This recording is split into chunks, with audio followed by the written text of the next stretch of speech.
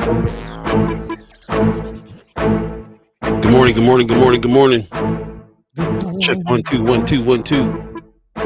Hello. Can you hear me? Restreams days and numbers. Man. Restream, we coming for you, sucker. Coming for you. Hey. What's up? Good morning, good morning, good morning, good morning. You get the Bankhead bounce going on. Bankhead bounce. Even Atlanta on for a the minute. east side. Bankhead bounce. That's what's up. Appreciate you joining us. Good morning, good morning, good morning, good morning. Getting the tech together right now. Everything. All right. Everything's everything. It's everything. I am happy about that. Yeah, man. Feeling good. Yeah, they changed it. Yeah, see, this is the difference. Yeah. We talked about it. Even when we tired, like I am, I'm tired, bro. Man, yeah. I ain't get to sleep till like 4 a.m. Yeah, but still makes a difference. Yeah, man. Welcome to the morning banter. Right Hey. before the show. This is the right before the show. Yeah. Appreciate you guys coming on in. I see people coming through. I see that woman. I ain't seen Miss Erica Felt in a minute. What's that? Come on, Miss E. What's going on, Miss E? How you doing? Michelle Moreno gives us a good morning. Also, Judy Prinzler on Facebook says good morning, Monday family. Come on, Judy. Shake that hip with me. Also, hey, bounce with me. Hey, that's what's up. Tamika Johnson. We're going to get enough sunshine today. Man, yeah. You can hold the sunshine today. Hold the sunshine. Pops gives us a good Monday morning and mad love from Las Vegas. What's going on, Pops? Hey, Pops. Marlon Harrison says good morning, First Sky fan. Appreciate you coming in. Okay. How about those Las Vegas Aces? Was watching some WNBA over the weekend. Man, JBA got me watching the WNBA, bro. Hey, man, they getting down, man. They getting down. They balling. It's exciting. Yeah. And you know what? I kind of am realizing I've always been a fan of women's basketball. Is that right? I love basketball, man. I love basketball. It's my favorite sport. Basketball is my favorite sport. All right. Love it when they dribble up and down the court. Hey, what you know about that old school there? Come on, man. Mark Matter gives us a good morning. Marianne Williams, a good morning. We talking about WNBA. Anybody watching women's basketball besides me and Buddy? Yeah, let us know. I might have to go out to a game. Aces played what's the LA team's name? Oh, the Spark. Is it Sparks? Yeah, it's the LA Sparks. Yeah, that's the game I watched when I was over at JBA's. Yeah, man, the Sparks, they not too. I know, man. Come on, LA. Yeah, but Angel Reese, one of the hot, new rookies making some waves. She played the Aces. They went up against the Aces over the weekend. Pretty good game, man. Went down to the last second. Yeah. I asked JBA and Beth when I was out there if we were to start covering a little bit of sports. What's your suggestions on that? He was like, as far as locals concerned, women's volleyball. I was going to say that.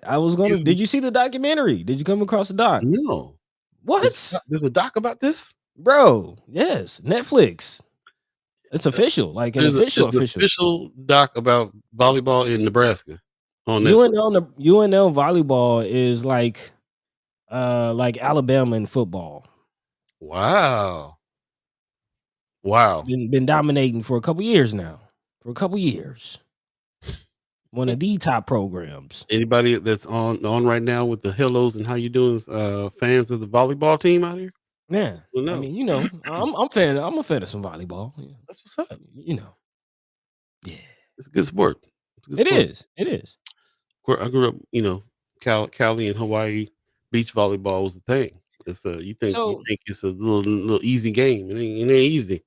No, man. No, actually, there was a basketball player, NBA player, that was in the Olympics. That was just kind of one of the Olympic stories that I was paying attention to. He was a basketball player. I used to, probably about 10, 12 years ago, used to watch him, and now he's an Olympic volleyball player. Like, man. Rose Reviews Sports is Come on, man. I was feeling a little bit like, hey, that's great. I was in the conversation right now, a little teeny bit, just a little bit like, yeah, but sports. Yeah. Judy Princess says it's a great documentary. Okay, she co-signed it. She says I watched it in the hospital after the hip surgery. Okay. Downtime. Heather Williams, by the way, says good morning, everyone. Good morning to you. Hey. Appreciate it. Miss Erica felt I like the way it dribbled up and down the court. She finished in the line Rah. for Pop says one college women's team back in the day had a woman that was hitting like 50 to 75 points every game, and she got me into watching women's basketball. That's what's up. I'm Okay. telling you, balling, man. Okay. They be balling. Ain't nobody, they ain't really slam dunking too much anymore. No, no, I I mean thought a they few. A breached few. that a few years back though. Now I thought Yeah, there's a everybody was, couple. yeah, They but not they not like Vince Carter, arm, elbow in the rim. Like they it still ain't. laying it up. They're still Yeah, laying it yeah, up. yeah. Marianne Williams says love Nebraska volleyball. See, It's a missing thing, out, man. missing out. It's a Any thing. black people on the team? That's what I want to know. You know, I'm a hotep over Mm, here a little mm. bit. It's a good question. Where the black people at? No, I'm Good just playing. question. No, I watched it. I've been watching a couple of volleyball games. It was pretty exciting. Like I Yeah. said, I know enough about it personally to know it's a tough sport, bro. Yeah, man. Tough sport. Pop says Wilt Chamberlain went from NBA superstar to volleyball champ. I forgot about Wilt Chamberlain. Yeah, he played volleyball. Yeah, forgot Yeah. about that. Apparently, like the skills, you know. You know. Yeah, yeah. Yeah, you doing this? It's kind of when you spiking, it's kind of like dunking. Man, man, I'm gonna have to call Mary Sanchez out though. Talk about sports. That's my golfing buddy, man. I don't know why you talking about sports. Golf, We play the frisbee. most boring sport. Hey, I'm gonna get out there and smash a little white ball with y'all next time too, man. I Yeah, come through, man. Come gotta through. hit Come the through, driving range first though. But man. anyway, Actually, speaking of that, real yeah. quick, I want to give a shout out to my pops, man. Papa Guy, man. He had Hey, a knee surgery. Y'all, pray for a speedy recovery. Yeah, man. Yeah, pops, get right, get back out on that course. back You can. out on the course, bro. Yeah, man. That's Yeah, man. You can walk them that's the hoes perfect sport to do when trying to recover from a knee surgery. A little bit of light walking in the grass. You ain't on in no the grass concrete, no track. Yeah. makes a difference. And I encourage one time. I don't know too much about fitness and all that. Y'all know me, but I will say I did find out that when you're running, you probably ought to be running on grass more Yeah, than man. concrete if you save your knees later on in life. Better for the So knees and the hips, man. there you go. Mama God gives us a good morning. Sean McCarthy gives us a good morning. What's up, y'all? Miss Hickerfeld says my mama made a Wilt the Stilt doll for me when I was 4 years old. Mama was Like, down. Your mama was down. man, on them stitch and Uh, sew rag dolls. Pop says, man, golf is the game. I didn't know you like golf too, Pops. Pops be Yeah, on it. man. Hey, man. Smash some white balls. Speaking of sports, where's the poker tables at in Nebraska? That's the sport I'm Hey, trying they're coming. They're coming. to get it. Sean McCarthy said, drunk ship coffee brewing, so slowly waking up. Hey, Okay, appreciate okay. you, man. Yeah, that's a good idea. Thanks for reminding me. This show is brought to you by Drunk Ship Coffee. Make sure you There put you the go. T on the end of For sure. drunkship.com. Nicely brewed and sourced from one farm in Ethiopia, black owned coffee company. Get your beans today. Make sure you got a nice grinder though for the beans. Mm-hmm. That's the best way to do it. But Grinding. yeah, man, that's what's going on. So yeah, man, get you some Drunk Ship Coffee. Go to drunkshipcoffee.com and hook it up. Get you some gear while you're over there too. Yeah, it's time for me to re-up my order too, man. I'm over here drinking some BS right now, Man. waiting on my shipment. Drinking that stepped on. I appreciate everybody coming. That's exactly what it is too, man. Stepped Yeah. on, Burnt up. uh, warehouse dust, all kinds of stuff Man. All in your that. grinds. Yeah, man. So grind your own coffee. There Moral of the you go. story. Thanks for coming in on this early 10 minutes before the show here with our what we call the hellos and how you doings. Hello. And it's time for us to start the show. A fresh edition of First Guy Omaha in the morning, In the morning. happening right now. Let's go.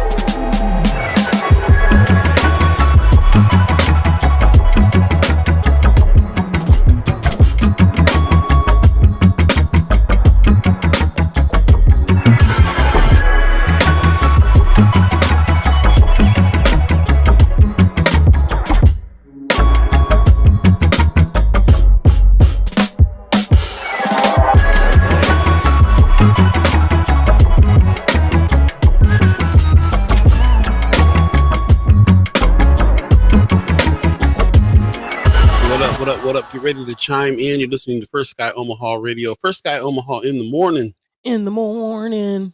My name is Paul B. He's Buddy the God. Welcome to a fresh edition on this August the 26th, Monday, Man, August 26th, right now. While we're up and early, while it's still fairly cool outside, man, just to let you guys know it's supposed to be 100 degrees outside with a heat index of 108. So make sure that you hydrate, stay inside in the air conditioner if you at all possible, and check on your loved ones. Most definitely got to remind everybody to do that because it's going to be very, very, very hot today in Omaha, Nebraska. But we're man. glad that you joined us.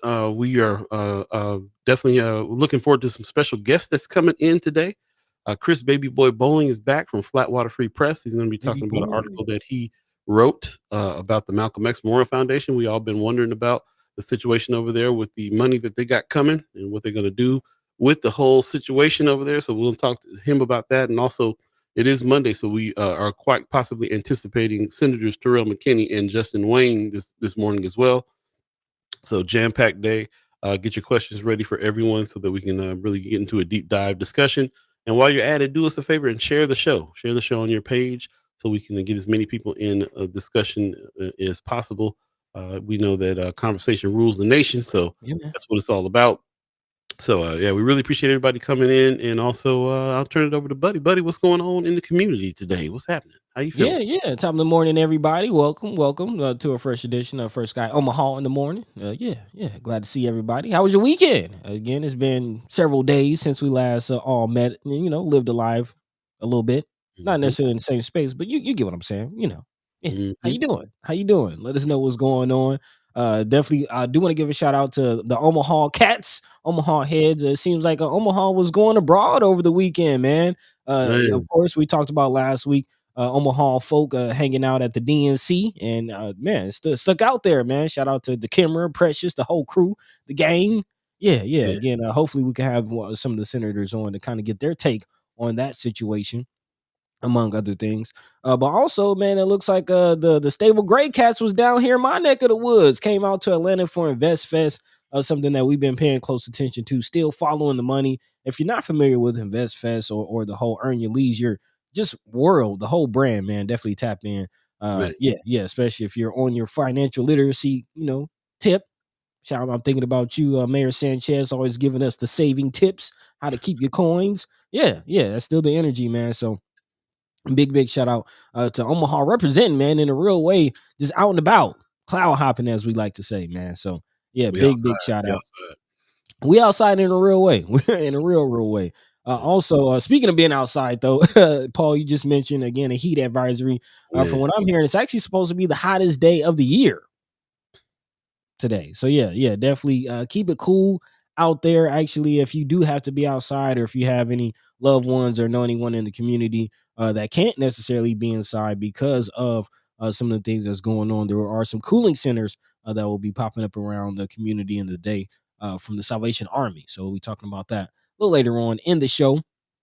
But sticking with the community news, what's going on? Did anybody make it down to the Malcolm X over the weekend? There is a call to action that we've been talking about. I definitely would love to hear your takes on this.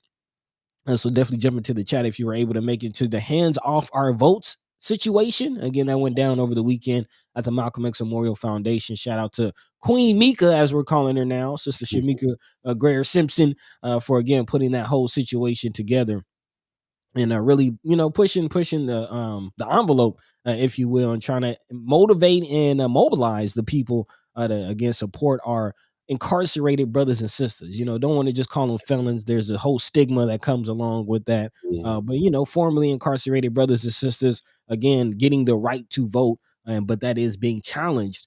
So that fight continues. Hands off our votes is the campaign. So again, I definitely would love to hear from anybody. Paul, you were saying there were a few people out there. It seems like it was a good turnout for that, right? I did hear some feedback on Facebook's people that were saying they were going. I didn't really hear about anything that happened after the fact, but I did saw a whole bunch of people that said they were going to show up there, and a couple people that were there at the time. They were like, "Hey, we're here now." People starting to fill up. So yeah, I definitely want to. Would love to hear from you if you happen to go and yeah, check up and just follow up with people on the event. Yeah, man. Yeah, man. Also, I know definitely a few people were out there at the opening of the headquarters, as we like to call it. Again, shout out to my brother Julian Young for opening and reopening his Coffee shop, man. Yeah, as you see Tim Clark there chilling out, As you being remember, busy. somebody ran to the awning in it. Yeah, What was it? A year ago now.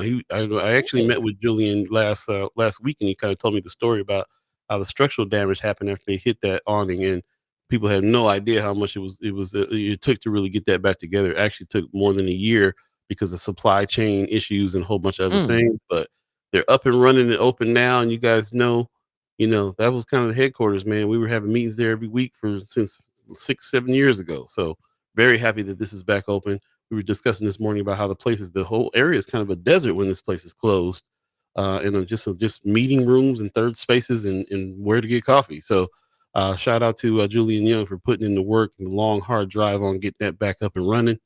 And man. man, I know like Kimmer's gonna be happy. Headquarters Yeah. back. Headquarters is back, man. So yeah, big shout out to Julian for pushing through that challenge and getting over that hurdle. But yeah, definitely. Even even though I'm not living in Omaha, when I come home and looking for a place to be in the community to kind of just happen to run into folks. Yeah, yeah. The scooters is definitely one of those spots, man. Yeah, Third places. Where do you live alive together? So again, big shout out to everybody who's a part of bringing that back together. very Also, true. speaking of living alive, I do want to give a shout out to Udalale. Seems like they're getting some recognition. Dundee Days also went off recently or over the weekend, and again, we're kind of closely tied to that situation, working with MCC to cover their Rap 180 reentry program. And Paul, I know you've kind of had some conversations and got a little info on Udalale. I definitely want people to go and check that out and support a good cause. Yeah, most definitely, man. It's run by formerly incarcerated people. As a matter of fact, one of the guys that I'm interviewing for the MCC documentary that I'm working on is like a manager over there, so he's kind of overseeing what's going on. But it's not just the message behind it, though. Apparently, it's also the food and the atmosphere There right you there in go. the heart of Dundee. You know what I'm saying? There was a lot of protests. There was a lot of people that didn't really want this to happen, but it's happening and getting down.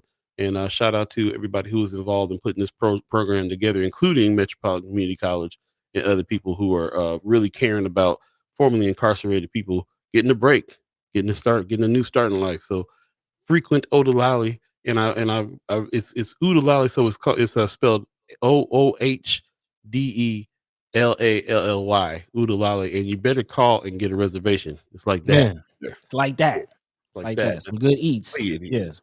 Yeah, that's the way it is, man. So it's some good eats. Definitely check it out. A good food for a good cause. You can't go wrong with that. And also, before we jump into today's news, to wrap up our community news, do also want to give a shout out to One Omaha. Speaking of Sister Camera and the headquarters, their speaker series jumps off with another friend of First Sky. Our brother Anthony Rogers Wright will be actually speaking and showing up to that. There you go, Paul. Yeah, brother Anthony Rogers Wright, again, environmental justice, a history and context speaker. So yeah, I think that's going off tomorrow. Mhm. Yeah, man. Yep. Yeah, man. Yeah, So yeah. yeah, big shout out to One Omaha. As always, we don't have our live broadcast on Friday, which usually we would try to save our haps for them. But again, if you have any haps, feel free to drop those into the chat. Let us know what's going on this weekend or this upcoming week. And also, yeah, if you made it to any of the things over the weekend, feel free to drop that into the chat. Let us know about your experiences there. Yeah, Mhm. yeah, Let yeah. us know. We would love it. I'm seeing you guys going off in the chat. Appreciate you guys coming on in, letting us know what's going on. We were just talking about you, Kimmer. Yeah. Good morning. She said, "Good morning, y'all." Mama God said, "Kimmer back in business." That was her spot. We talking about scooters being back up. Yeah, The man. headquarters is back. So all about it. Appreciate everybody that's coming in. Like I said, we'll have more of a discussion in the second hour. If you guys stick around, we can dive deeper into some of the subjects that Buddy's getting ready to tell you about. But in the Mhm. meantime, but we just want to remind everybody that if you're just joining us, it's going to be very hot outside today, 100 degrees with a 108-degree heat index. And like Miss Erica felt was saying, drink water and be good to yourselves. My doorbell's just she doing Yeah, baby is coming in. yeah, Baby's baby's coming in. coming in. Rome's review says I'd host the first Sky game night on Saturday, September 7th, 7th through 11th if in Bellevue if there was enough interest. Let's talk about Okay. that. See what's going Yeah. on. Yeah, live a See what's lie, happening. play together. That's right. Pop says, "Man, I used to play golf all the time. I still got my sticks. I forgot about that. Pop, remember that white bag now with them golf clubs in there. Oh, I man. forgot Pops used to smash a little white ball too. Man. Hey, you gotta get out to Vegas, man. Some good golf in Vegas. Some great golf in Vegas. Gotta get up real early in the morning to do that though. Yeah, man. Yeah. Amen. Stacey Jean, good morning, First Sky family and friends. You're just in time. Thanks for joining us. Buddy Yeah. is about to run down what's going on. Also, if you're just joining us, we're anticipating special guest Chris Bowling from Flatwater Free Press, Baby Boy back in the house, Baby and also boy. also the Senators Terrell McKinney and Justin Wayne. We're anticipating them as well. So yeah, guests coming, and what's on the agenda for today, buddy? Man, a lot of conversation, a lot of things happening in the news. Definitely big shout out to everybody dropping stories in the Friends of First Sky page on Yeah, Facebook. Of course, that's always the place to stay up on top of conversations and continue the conversation in between live broadcasts. So again, big shout out to everybody who frequents and shares that page. And yeah, starting off the news, big news, of course, the hottest day of the year anticipated today, as Paul mentioned, heat advisory out there. So if you don't have to go outside, yeah, just don't stay inside. But if you do, there are cooling centers at local Salvation Army locations. So again, if you have to get out there and you feeling a little, I don't know, a little woozy, a little lightheaded, go to a cooling center, man. Get you some cool air, some water, as Miss Erica Feld is reminding us to do. Because again, the hottest day of the year so far, I believe in Omaha has been reached about 101. But here we are expecting 108 today. So again, yeah, stay cool out there. But also looking back to what happened over the weekend, MLK 3, again, Martin Luther King the third visited Omaha. Wonder if anybody made that. Again, shout out to the Great Plains Black History Museum for holding it down as always. I definitely want to talk about that. Also, the state's new plan for economic development. Again, as Paul mentioned, we are expecting the senators to come on. This is definitely something we'd love to speak to them about. Again, the Department of Economic Development. I know a lot of us aren't very high on the DED right now. But I'd love to hear your thoughts on this new plan. Again, splitting up the state into 6 different districts in order to, attack economic development, if you will, from a regional perspective, not really deciding or having to dictate whether the needs of, let's say, Omaha are above or below the needs of rural Nebraska. Again, everything has been split up into sections, and yeah, kind of an interesting approach to economic development, still following the money. Love to hear your thoughts. Now, also looking at the Supreme Court, who's been very active as of recently, ruling on housing. That's something that actually Chris Baby Boy Bolin let us know about, as far as again, their coverage on people losing their houses for not paying taxes, which is something we're also looking at as now the special session is over. Again, hopefully we can get some information from the senators about what exactly happened, now that again that whole debate, that whole fight for more property taxes, or really property tax relief, has now ended, and not quite how the governor was anticipating. So I'll be talking about that and more throughout the today's show. So as always, let your mind be free, let your voice be heard. If there's anything happening in the community that we're not talking about, again, feel free to drop that into the chat, or we try to talk about that. And in the meantime, between time, Paul B, yo what yo. say you? What say I you? see Marlon Harris in the chat talking about that Great Plains Black History Museum event. It's to celebrate the 61st anniversary of the March on Washington. I didn't know that's what that was for. Yeah, They even brought out Martin Luther King the third out. Did you happen yeah. to go to that? Just we're putting a call out to anybody who went to that. Let us know how it was. Love to hear something back from it. And Roscoe Wallace in the house. Good morning, man. Good to see Hey, your name. peace, Says peace, good peace, morning, dear peace. brothers. Omaha, get out to vote. That's what it's all about. So yeah, shout out to everybody who is pushing on that. Of course, we always show this flyer to Senator Terrell McKinney, the homeboy from Monday shows. He's always telling us, reminding us the vote is November 5th. There's some other dates that are coming up too. I see Ashley Spivey put some dates out. I had a graphic for that. I have to find that again. But she put Yeah, some oh, there it is. She put some good dates out on everything that's coming up, including the registration. So voter registration October 18th, absentee ballot October 25th, absentee ballot return deadlines November 5th, early voting October 7th. So we can keep this handy and make sure that we got it on our calendars to do what we got to do for us. So shout out to everybody who's on that. Shout out to Roscoe Wallace reminding us about that this morning. Appreciate you. yeah, yeah. Also, some talk about putting some ballot information on the newsletter. So again, big shout out to everybody who's already subscribed to the weekly wrap. Yeah, doing some things and expanding on that, especially as we get closer to election, the election day, as you say. So yeah, yeah, big shout out. Yep, yep. Yeah, please, if you happen to be interested in receiving our newsletter, hit us up at firstsky@gmail.com with your email address, and we would love to send that out to you. We're working on it diligently every week, so definitely check it out. And let me see if I can grab link. I'll put this link in the chat real quick and make it really easy for you to sign up on that. Please do. More the merrier. Right on. With that said, it's 7:15 right now, buddy. Ready to go to a quick break? Yeah. Let's go ahead and Um, smell the coffee beans, and when we come back, we'll jump into our first story. This is actually coming out of the Lincoln Journal Star. Something going on with DHHS and foster care. It looks like they're being called out, especially after a few unfortunate incidents. We'll just say that. So again, more conversation. Yeah, on the other side. Don't touch that dial. we'll be right back, y'all.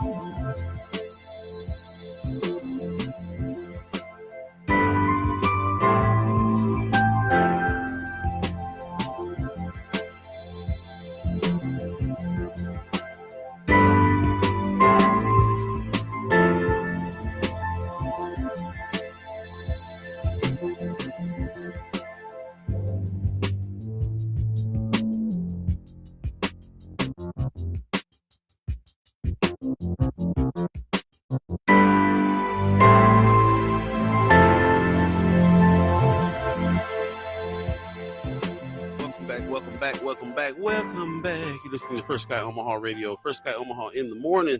In the morning. Call B, buddy to God. All of you chat chimers, ghost listeners, radio listeners. No, not radio listeners. Keep on messing that one up. Ghost listeners and monitoring spirits. That's who we need to talk about today. Yep. Those of you that are listening right now will never admit that you tune into the show, but we know you do. We appreciate you too. Thank you. Thank you. Again, do us a favor, share the show. Special guests coming on in today, Chris Bowling and the Senators, Terrell McKinney and Justin Wayne. Stick around for them and get your questions ready. I appreciate everybody coming on in. Gwen Easter gives us a good morning. Let's go ahead and start the news. What's the first on the agenda, buddy? Yeah, let's go ahead and dive in. And it just so happens that usually, sometimes it's not quite the case, but usually there's like an overarching theme that kind of ties the show together. You know, some of y'all know what I'm talking about. True. Sometimes it's a word, a phrase, an idea that just really nicely ties the show together. And I think today will be Supreme Court. Again, we have the senators on. We learn about the legislative branch, and we talk about what Illin Pillin is doing, and the DHHS and all the administrative arms and what they're doing. But we don't really talk about the Supreme Court, which the highest court in the land. They have a lot of say and they rule on a lot of cases. I mean, the Supreme Court is the reason why the state doesn't have legal marijuana. So you're talking about the Nebraska Supreme Court. The Nebraska Supreme Court, yes, sir. The state's highest court, the Nebraska Supreme Court, rules on a lot of things that also impacts our day-to-day lives. And this is definitely something that we'll be talking about throughout the day, because the Supreme Court has been ruling on several cases that we talk about here on the show. Some things that we should be paying attention to, especially when it comes to our children, and foster care is definitely the first topic I want to dive into. This is coming out of the Lincoln Journal Star. Apparently, a recent Nebraska Supreme Court ruling says that the state would not be held liable for placing 3 foster children in an abusive home, which now is highlighting flaws in the entire placement process. That's according to an attorney and the director of a child advocacy group. The plaintiffs in the case, attorney Diana Volt, said she worries this immunity exception for the state, which again kept the Nebraska Department of Health and Human Services, aka DHHS, or as Senator Terrell McKinney calls them, the Department of Hell and Harm, from being liable and could possibly lead to more children being placed in abusive homes. That's according to this attorney. The story that's central to the case are 3 siblings who are now in their 20s and 30s, but they were abused during 1996 to 2004. And again, in the lawsuit, the now adult siblings allege that the state had been negligent in recommending or in supervising their placement and in failing to remove them sooner than officials, or when officials knew or should have known that something was happening. Again, not effectively protecting the youth from the environments that the state themselves put the youth in. So again, according to the Supreme Court, the state is not held liable for this situation, but that is being challenged the Nebraska Department of Health and Human Services did decline to make someone available for an interview for this story, and also did not respond to submitted questions through email, which, according to this story, is how they requested that they, be corresponded with, but again, did not speak up. The Mm. civil lawsuit against the state and HHS, and also a caseworker and one of the foster parents, was filed in 2015. Also, the foster mother, Carol, died in 2006. So right now, it's definitely looking at the state to be held liable. And again, this is not necessarily looking in the past at this case, because it has actually effectively been ruled on. But what about future cases? What about what's going on now? And unfortunately, there's a one story of a 5-year-old boy who was recently found unresponsive after he was left in a car for hours while his foster parent was apparently working, and left him in a car for several hours. That happened over the summer. And this lawyer is worried that HHS might again not be held responsible if the department was negligent in his foster home placement. Mm. So again, the Supreme Court ruling on this. This ruling is being challenged. Again, in 2021, Richardson County District Court Judge Julie Smith ruled that the state had acted reasonably under the circumstances. But again, here we are with HHS finding themselves in the headlines in the Supreme Court having a ruling on it. Yeah, that's interesting. I wonder what that's going to mean for the future of how they place kids. Sounds like it sounds like it would be a hard situation, hard job. We always, as many times as we talked about this particular department, we always talk about how are overrun with cases all the time, and Hmm. don't have enough case workers, and the case workers are bogged down with way too many cases. And so I can imagine it being a pretty a tough thing to get kids placed, and that some of them can fall through the cracks, and some things can happen. So it seems like a tough one. On one hand, I can see why maybe they're not going to be held accountable or held to blame for things that happen because of placement. Because how can you really tell that? There's also that factor involved with who they're placing them with, Hmm. bears front of the responsibility. So I'm quite certain if they thought that that one foster parent in that case, in the case with the 5-year-old boy that died in the car, if they would have known that foster parent was going to be that negligent, they wouldn't have placed him. But how do you know? And so I can imagine this being a tough situation, and everybody wants everybody. Something happens like that, they want to blame everybody involved. I'm quite sure. So yeah, interesting case. I don't really know how that works. How it would work otherwise. So that's kind of my thoughts on that. I wonder if anybody else in the chat has any other thoughts, or familiar with this case at all, have anything to contribute on the information here on this or the process, because that seems like a pretty tough case they had to try there. Yeah, yeah, that case in general. But my thoughts are more so along just the larger conversation about youth and families, and how the state, you know, a lot of times Nebraska is, and specifically Omaha, is being ruled as one of the top places to raise your children, to raise a family. But for those who are struggling, what about that support? What about families? What is going to keep families together? And more importantly, what's protecting our youth? And this is going into a larger conversation that's also happening about youth violence, the youth detention center.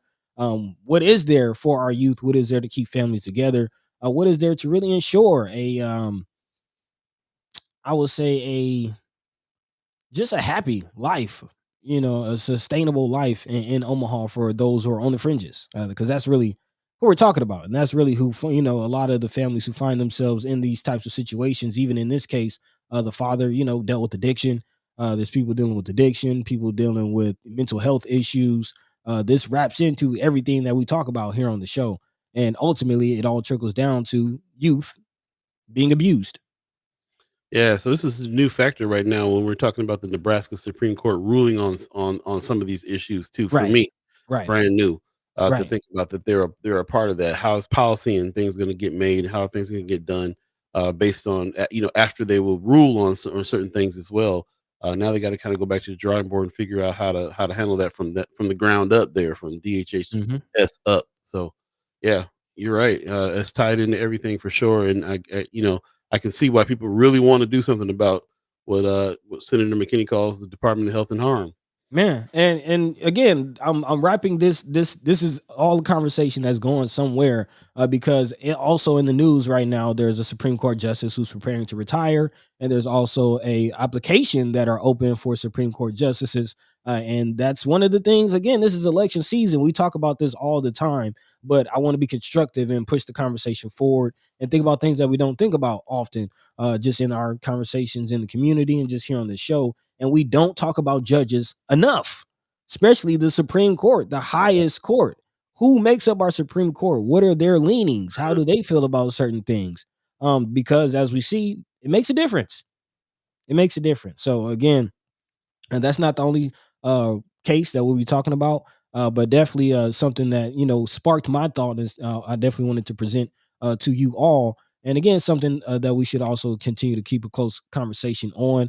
That is something I do actually want to get back into conversation. Hopefully, we'll have the senators on a little later on to get more information on what's being done about that in the legislative branch, because there are some bills wrapped up into this, according to this article, LB 25, which did pass in the legislative session that ended in April, would have allowed state agencies to be held civilly responsible for child sex abuse that occurred while the children were in their care. However, Governor Jim Pillen vetoed the bill, calling it overbroad and claiming the legislation will substantially increase the cost Nebraska taxpayers must bear for claims of abuse by government employees and even non-employees. So, again, not willing to pay the ticket to keep our children safe. So, What say you? We'll put that out there. Well, I think this is something we're also going to address in the second hour and get to a little bit more. I see some of your yep, comments there. I agree with Kimra on a few things about, like she's saying, there's so much missing information. Says there seems to be adamant that there was negligence. Talking about that one case, were there previous complaints about the parents? Were there previous complaints about the parents or the caseworker? So much missing information. So it seems like there's a lot that still needs to be learned, but this is a piece of the puzzle, understanding what the Nebraska Supreme Court is ruling on some of these issues, some of these subjects here too. So all we can do is keep on looking, keep on going through it. yeah. I Suitcase mean, check. Go ahead. I just wanted to address Kimmer's questions, and Mhm. I didn't read the whole article. You know what I mean? So there is more information about Sure. that case in particular. That wasn't really the focus of what I wanted to talk about as far as the case, because again, Right. we try to be solutions oriented, and there's not much we can do about that case specifically. But definitely wanted to bring up the larger conversation. Well, yeah, I mean, I think we get where you're going with the direction. It did the examples are standing out in our hearts and in heads right now too. So I Definitely, definitely want to definitely, acknowledge that that's there. definitely. Also, Sukester Hagen in the chat says I just reread the story, and a particular person has a long history with brushes with the law. So it's my opinion on this one that she never should have been approved to have foster children. I'm completely for second chances, but this sounds like they didn't take the time to look into her. And I think that's kind of what everybody's feeling is that Yep. if DHHS is not taking the time to look into the time needed to look into placements, then maybe they should be held accountable. Maybe that I'm hearing some disagreement a little bit with what the Nebraska Supreme Court decided about their liability on things. So it Hmm. just adds to it. So Yep. yeah, I appreciate your comments. We'll definitely come back and dig deeper into this on the second hour, and we'll hold your comments for us to be able to have more of a conversation on that. But yeah, definitely understand this this move, because like this first story has already got me a little bit like okay, you're right. Like who is in these seats at the Nebraska Supreme Come Court? on, man. Come Who on, who man. needs to be in these seats? That type of That thing. part. So That part. yeah. And again, it's election season. Like some judges are voted on. And Do I'll you be know? honest. I'll be honest. Every time I'm in there, I'm like running through the judges, like, shoot, I didn't do my And research on this. do Who you this? know? I don't know. Yeah, Exactly, exactly. And these are judges, literally the people who are judging, who's yeah, innocent and who's guilty in this situation or in right. these situations. So yeah, let's move on to the next story though. And Yep. but keeping it with the same thing, keeping it with the same thing.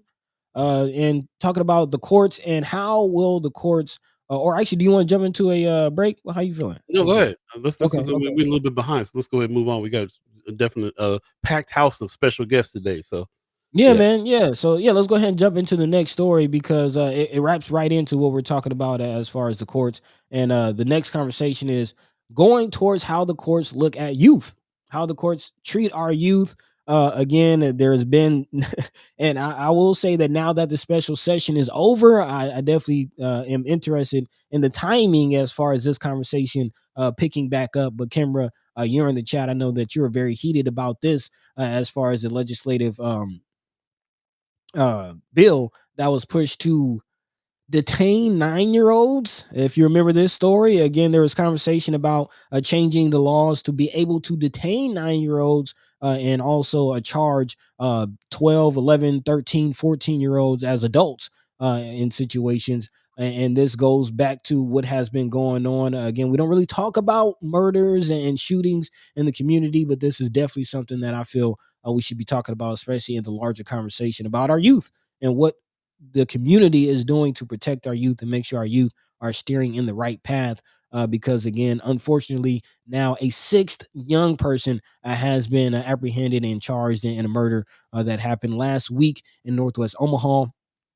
Uber driver was shot and killed, and now Douglas County Attorney Don Klein has charged 5 people, and now a sixth person has been charged, and the youngest is 11 years old. But right now, the conversation is not about this particular case, but again, the larger picture of how our youth are being viewed by the courts. And according to this story by KMTV, the 11-year-old in this incident has apparently had a run-in or several run-ins with the law. The 11-year-old was just in court last month for theft and gun charges. However, Nebraska law states that a child 12 and younger cannot be placed in detention for any reason. The law also states anyone under the age of 14 cannot be charged as an adult. However, again, the conversation is steering towards the way of changing these things. Creighton University law professor Lee Ellis says the code does allow for some alternatives to detention. However, in practice, many of those alternatives aren't available. When I'm referring to is electronic monitoring, GPS, i.e., home arrest, probation, things like that. But again, these aren't being used, and a lot of these youth are getting in trouble and being put right back on the streets. And apparently, some powers that be are trying to do something about that. Apparently, according to this article, court records show that the 11-year-old will be back in court at the end of the month, facing additional charges stemming from last week's homicide, but currently he is not being detained. In a phone interview, Vice President Dan Martin with the Omaha Police Officers Association said more needs to be done at the legislature to prevent something like this from happening again. And again, when these conversations are happening in the state level, and others, people from, let's just call it, outside of our community, are talking about again what to do about youth, specifically in North and South Omaha. I think we should be having our own conversation about again what should we do. We need to step in, and the community needs to find solutions about how to stop this, because we know what they have: more jail cells, more beds. Yeah. Yeah, very unfortunate story and situation. And it does beg the question, what do you do? And all the story, I don't hear too much about how a family was involved. Where's the family at in this? We talk a lot on here about not just helping the youth, but helping, but family support in order for them to be able to help their own youth, our own youth. So it's Hmm. a good question. It's a good question on what it is to do there. And I hate that there's more ammo for individuals like Don Klein and other people who are trying to push these laws to detain 9-year-olds and that type of thing. And they're definitely going to try to point to stuff like this is happening that will make their point. So it's unfortunate. Let's say you in the chat. I see that Kimber has a whole other case that she's talking about. We'll come back to that in a little bit. Heather Williams in the chat is saying at least two of the young men were already on probation. Yeah, it was in the story Mm.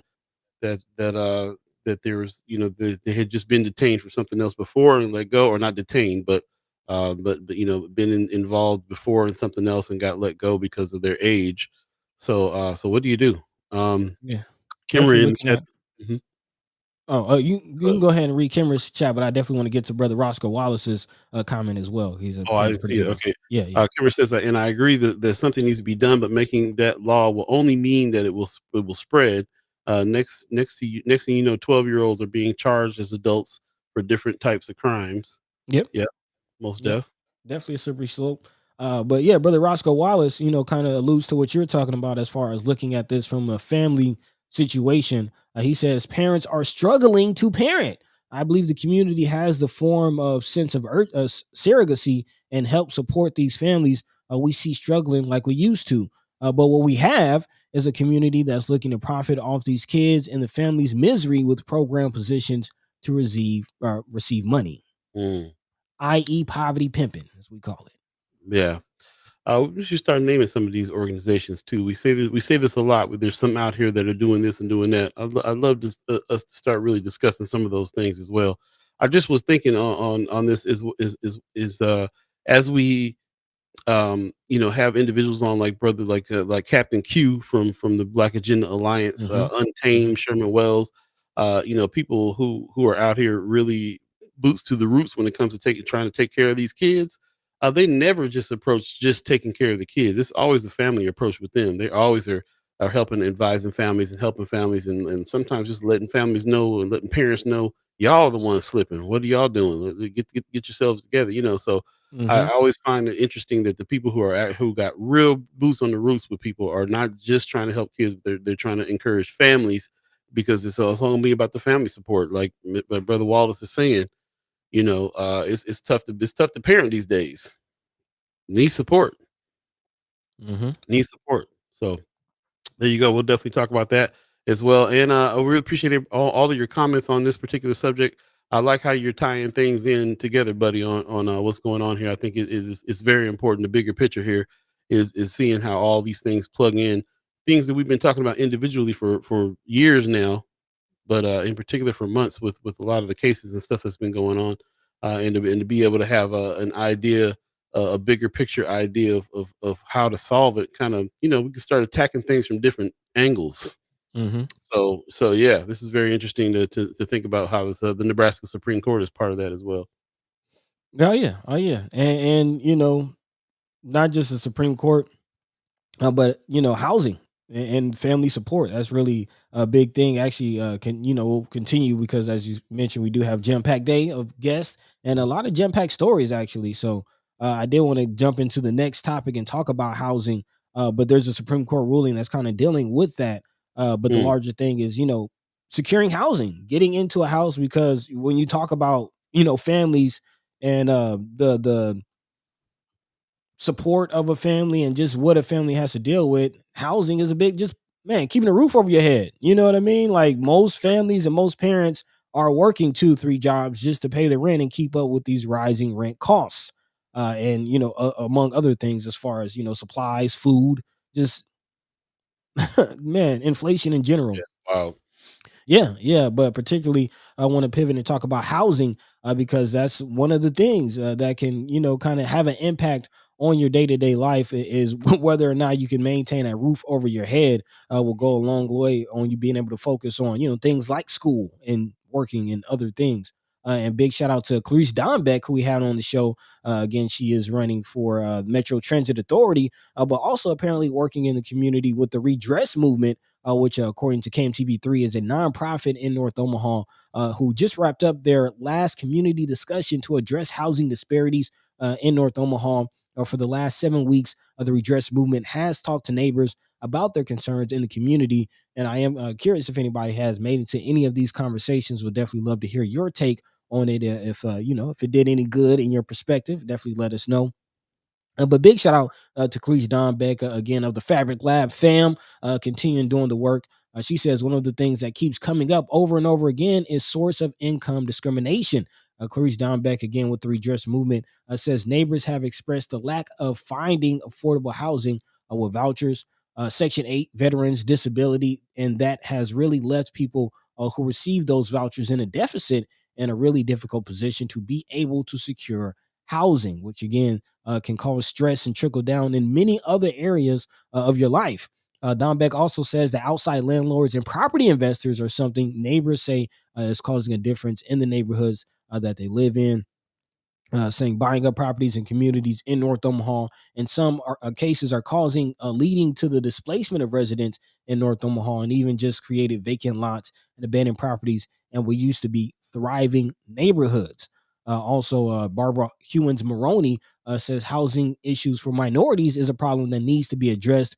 Saying as a community, we need housing, we need affordable housing that people are proud to live in, that they feel safe and secure in. But again, even with his issues of local landlords, we're seeing that still time and time again, finding housing that you can be proud of, that you can be safe in, that you can be healthy in, is a kind of an issue. Again, shout out to those who are posting stories. Their friends of First Sky Omaha, a group page on Facebook. I believe that was Marianne Williams, or actually no, sister Erica Felt posted about the update on the whole Tommy Rose Yale Park Apartments. What Hmm. happened with that situation? Again, the owner recently tried to appeal his court decision. Again, he was charged with the negligence and code violations, and was sentenced to 2 years, I believe, on probation. Of Wow. course, yeah, and probation, some would say it's a kind of a slap on the wrist, but he still tried to appeal that, but that was upheld.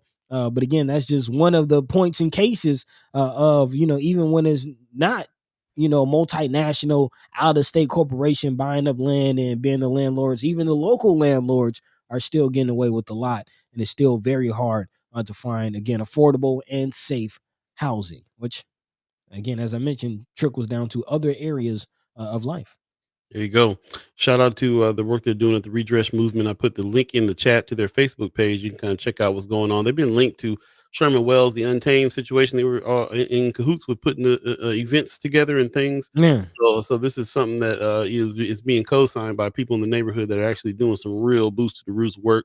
So we appreciate that very much. I'm trying to follow what Kimra. I'm feeling like I got you got a whole nother story, a whole nother thing going on here. I'm trying to Mm.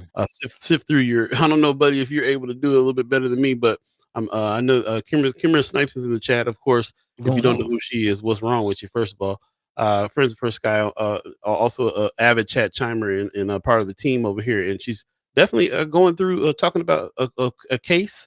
Maybe we can get to this in the second hour too, if I can take a little better look through all this. But having a Oh little yeah, hard I time got. deciphering that case and the thing that you, if you're commenting on what the story is here. Go ahead, buddy. Yeah, I'm looking at what she's talking about. She's going down the rabbit hole about this juvenile justice situation, how Uh, courts are treating juveniles. She has some comments about Don Klein not making it to some meetings, and yeah. We can definitely dive into what yeah, she's we saying. gotta dive in. Yeah. Okay, that'll work. Yeah, let us know if you have any this organization that we were just talking about, this redress organization. If you have Hmm. any ties to that, or you know much about it, or anybody who's a part of that. But shout out to Clarice Dombeck, who is getting very active this year Yeah, man. with a lot of things that's going on, and been addressing this, especially like all the members of the Fabric Lab. Those guys over there are always thinking about housing. They're thinking about spaces and in our neighborhoods too. So we've been in several discussions with them on their ideas.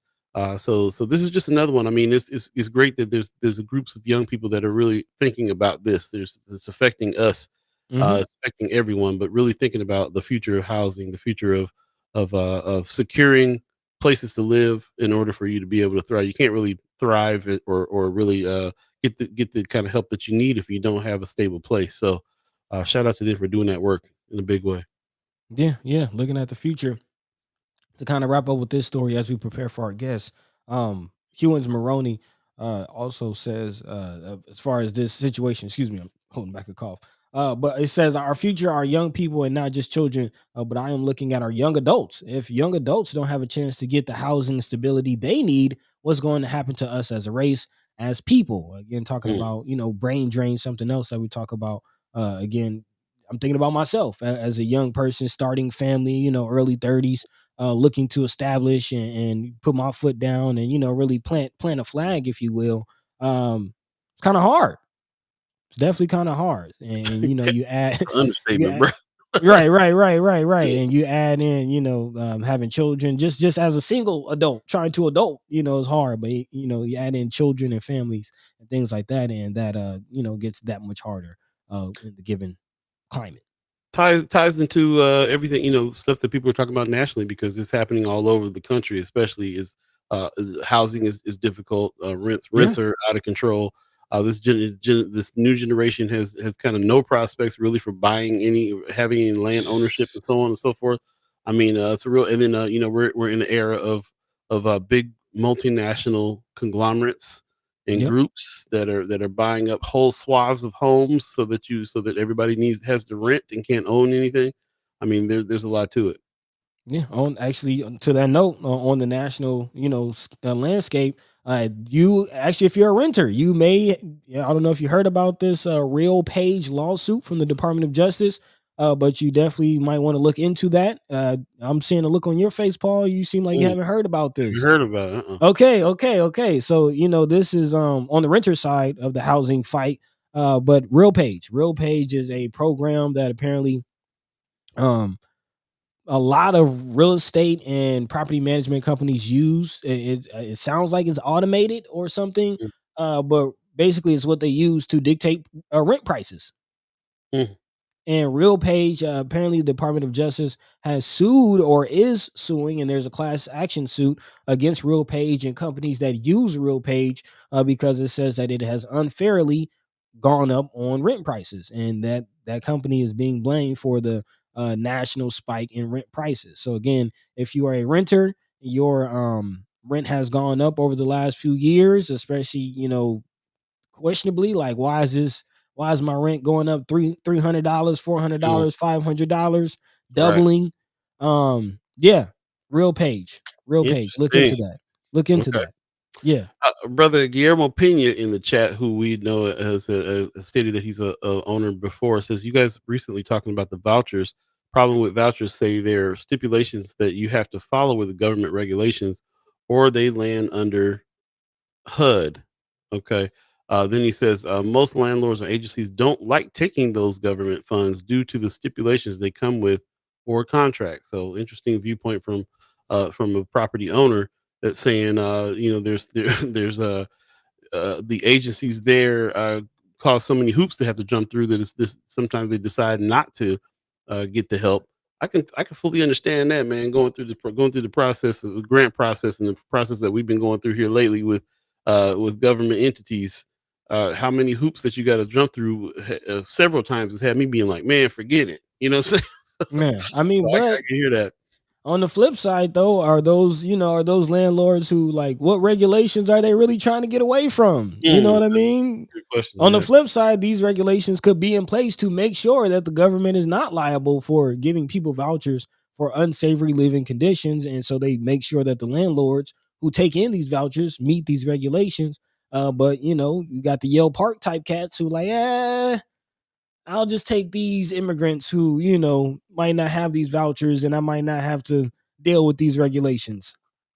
That's how I'm looking at it. Very interesting that the Yale Park, even though it was a slap on the wrist, I didn't think they were going to get blamed for any of it. So the fact that Hmm. it's now documented and it's supposedly punished Yeah, yeah. for that part is Two something else. 2 years of probation. Yeah. We're going to take a quick break and come back and hopefully dive into some conversation with our special guest coming through. So stay tuned for that and also more discussion. Really appreciate everybody who's joined the chat this morning. We're going to continue some of these subjects in the next hour where we have more conversation about these things too. So we even though we're not going through each and every comment, we are keeping them in mind for us to have a more of discussion. Hopefully you'll stay tuned past the 8 o'clock hour so we can dive deep into this some more. Meantime, between time, we'll take a quick break and come right back. You're listening to First Sky Omaha in the morning. In the morning. Hall B, buddy the guy. Don't you touch nothing.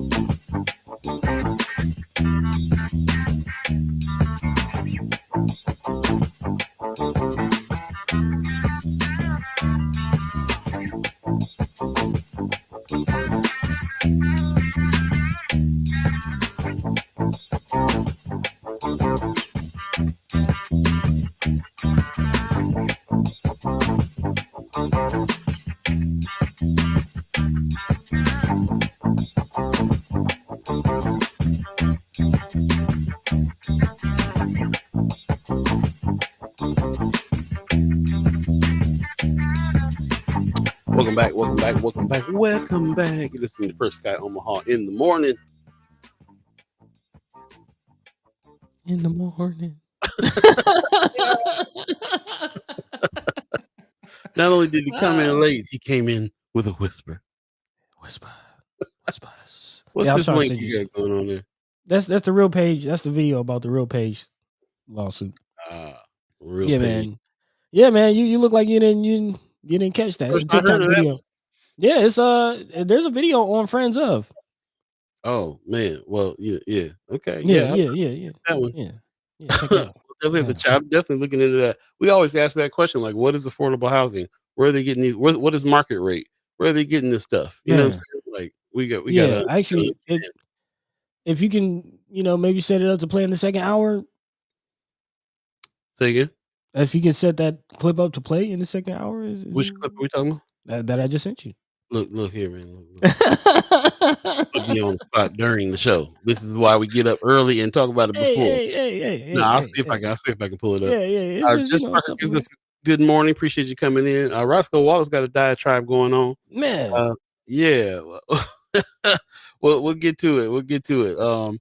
It looks like our special guest is late. Is so I'm gonna have to find out if he's got some problems coming in here. But in the meantime, between time, we can dive back into some things here. I'm Yeah, trying yeah. to see what Roscoe Wallace is talking about. He says we have to demand Don K participate in discussions regarding the youth. So that's first of all, that first sentence right there got me going. That's right. We don't Don K don't be really he don't be really Nah, man. engaging. He's Nah. just on always on the end of throwing somebody under the bus. Um he says most of our children are not receiving the due process they deserve considering their age. So Donald's office been taking advantage of that. Parents don't understand the law, so they don't question things. They just understand their child got in trouble. Yeah. Also, yeah, that sounds familiar. Also, probation has many questions to answer. They are not for our kids. When we're going to fight for these kids and when are we going to fight for these kids and stop allowing this hustle in our community? I've been driving home for the past 8 years doing this work, and no one can question my efforts because they are genuine and driven by the harm I cause in the community. So I can't be bought. That's what's up. Says I would love to come on and address this respectfully. Okay, Yeah. Brother Wallace, I think wants to come on the show, buddy. I think Yeah, I we're think so. I think so. I think so. you mentioned it a couple times. I think we'll have Yeah. to have him on. Yeah. Yeah, no, we appreciate the work that you're doing out there, bro. We see it and know it's coming from a real place. Like when we talk Mm-hmm. about people with real boots on the roots putting in work. We put you and your work in right there with the Black Agenda Alliance, Untamed, and everybody else that's Yes. getting Yeah. down. So And heard much good comments, many good comments about the work that Brother Roscoe is doing with the Radius campus and a few other hey, individuals in the community. Yeah, man. So big shout out. Big shout out. yep. Appreciate it. Those of you have any comments about? So we've presented a few stories now that Buddy has put in a certain order so that, to tie them together, get this kind of bigger picture of what we're talking about here and seeing it. So I'm seeing everybody responding to that. I appreciate your comments. Can't wait for the second hour to be able to really kind of dive into that as well. But in the meantime, I think that we have a good group of people on today having some discussion, talking about some of these things that are not just involved in some of the solutions and some of the things, but also have people and family members and stuff affected by these things. Kimber's in the chat. Kimber Snipes is in the chat, who's been really at 360 meetings and at Yeah. city council meetings and all these different places, really kind of seeing what the powers that be and what people are discussing and trying to do about some of these things. We got people like Brother Roscoe Wallace in the chat, who's got boots to the roots on trying to help families. We always talk about this all the time, man. Every program I ever see that is directed to us is just to help this kid or that kid or put this kid through a program or helping kids that are already in trouble, already in the system and trying to do Yeah. something and not really focused on the whole family as a whole to support those children. You can't support somebody else's children 24/7. You got to support the family to be able to support their own families. So yeah, shout out to everybody who is understanding that on that tip and trying to do something about it personally. It really takes all of us. It really takes all of us. So, Oh yeah. yep, I feel that. Feel that. It's 7:55 right now. If you believe in the concept of time, um, buddy, what you thinking? I'm gonna see if I can try to reach out to the guests real quick and make sure that they're not stuck coming on or whatever the deal is here. Yeah, So, while you do that, I do have a story teed up. Just yeah, yeah. Let's go. Let's go ahead and jump in.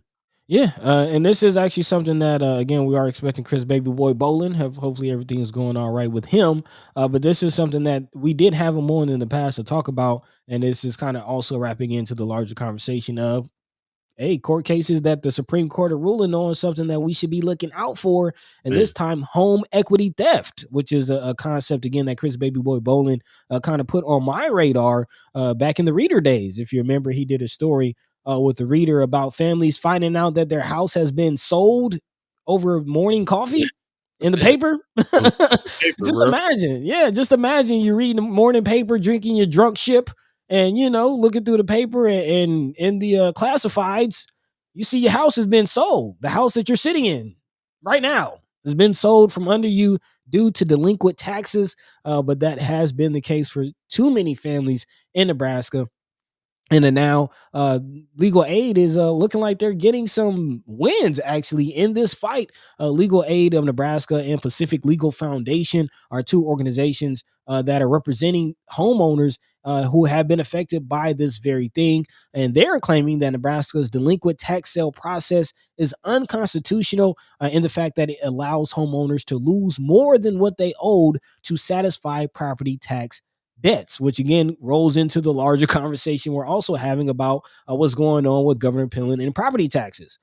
Because again, property taxes are high, very high, and getting higher.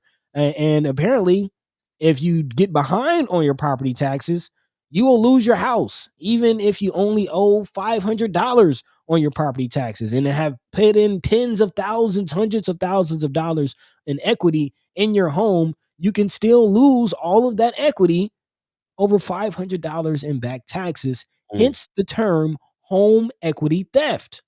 mm, And this is again something that the Nebraska Supreme Court is ruling on, but apparently it looks like again they're going in the right direction. That's according to Legal Aid. The Nebraska Supreme Court on Friday ruled in favor of two different elderly homeowners who fell victim to what critics described as government-assisted home equity theft. The Nebraska Supreme Court held that home equity is protected by the Constitution and that the government cannot take more than what is owed. That's according to Christina Martin, a senior attorney at Pacific Legal Foundation, who teamed up again with Legal Aid to represent these Nebraskans in this issue. So again, this goes to not just renters who are struggling to find housing and secure a roof over their heads, but homeowners too. Even when you do achieve the American dream and you get the house with the white picket fence and you fall on tough times, $500, $300 in back taxes, you can lose it all. Could lose it all. So again, yeah. this is a fight that is going on in the Supreme Court, and again, it looks like they're doing what's being called a historic about face on this issue.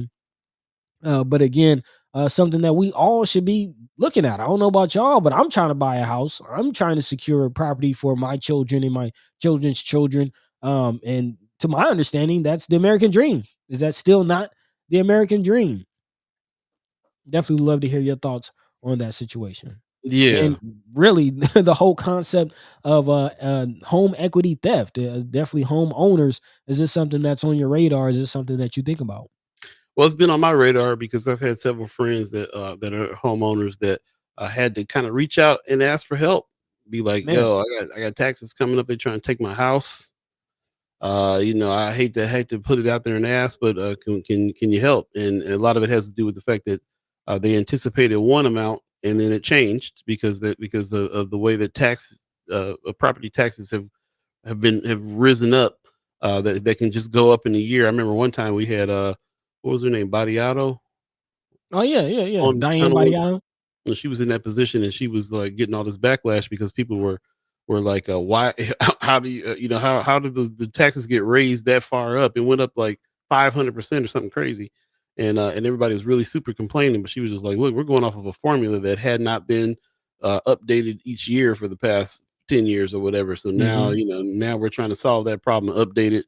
And that's why there was such a huge jump. But man, so it kind of puts people in a situation where you be out of it. And then that's if you're paying attention. That's if you're paying attention. The people who was trying to hit us up to help make sure that they can pay their own taxes were aware they had them. Right. So can you imagine letting the bill lapse 1 year and then all the equity that you have in your home is gone? You can just get it out from under you. Man. It's tough. And again, the big thing on this is who's getting the property. Because what's happening is large investment corporations that we're seeing that's tied to this whole real page, these multinational big corporations, they're the ones coming in paying the $200, $300 and getting the whole property. Yep. Which is not right. Yeah. Yeah, we'll discuss this a little bit later on in the show. I see our brother Ping in the chat saying they really need to give federal funding and grants to small fry landlords and to compete with giant conglomerations. Anthony Rogers Wright is in the chat, says that's never going to happen. Unfortunately, they tried that in Michigan and the results were not so great because the corporations always win in the end. That seems to be what's happening. Shout out to brother Pena and Anthony Rogers Wright. Also, before we get to our special guest coming in too, Tony Johnson had a good comment. He says North Omaha has produced a good number of Black lawyers. Would they be interested in developing a coalition to help parents and community understand our rights? Going back to the story about being family and child support, that would be a great resource. Some people to maybe reach out to and find out if they're on that tip. So. I appreciate your comments there. Also, Mama God in the chat says, remember, most home loans, taxes, and insurance is paid with mortgage. This is common with people who own homes, like older parents, families, homes, etc. So they're not even looking to pay taxes in particular.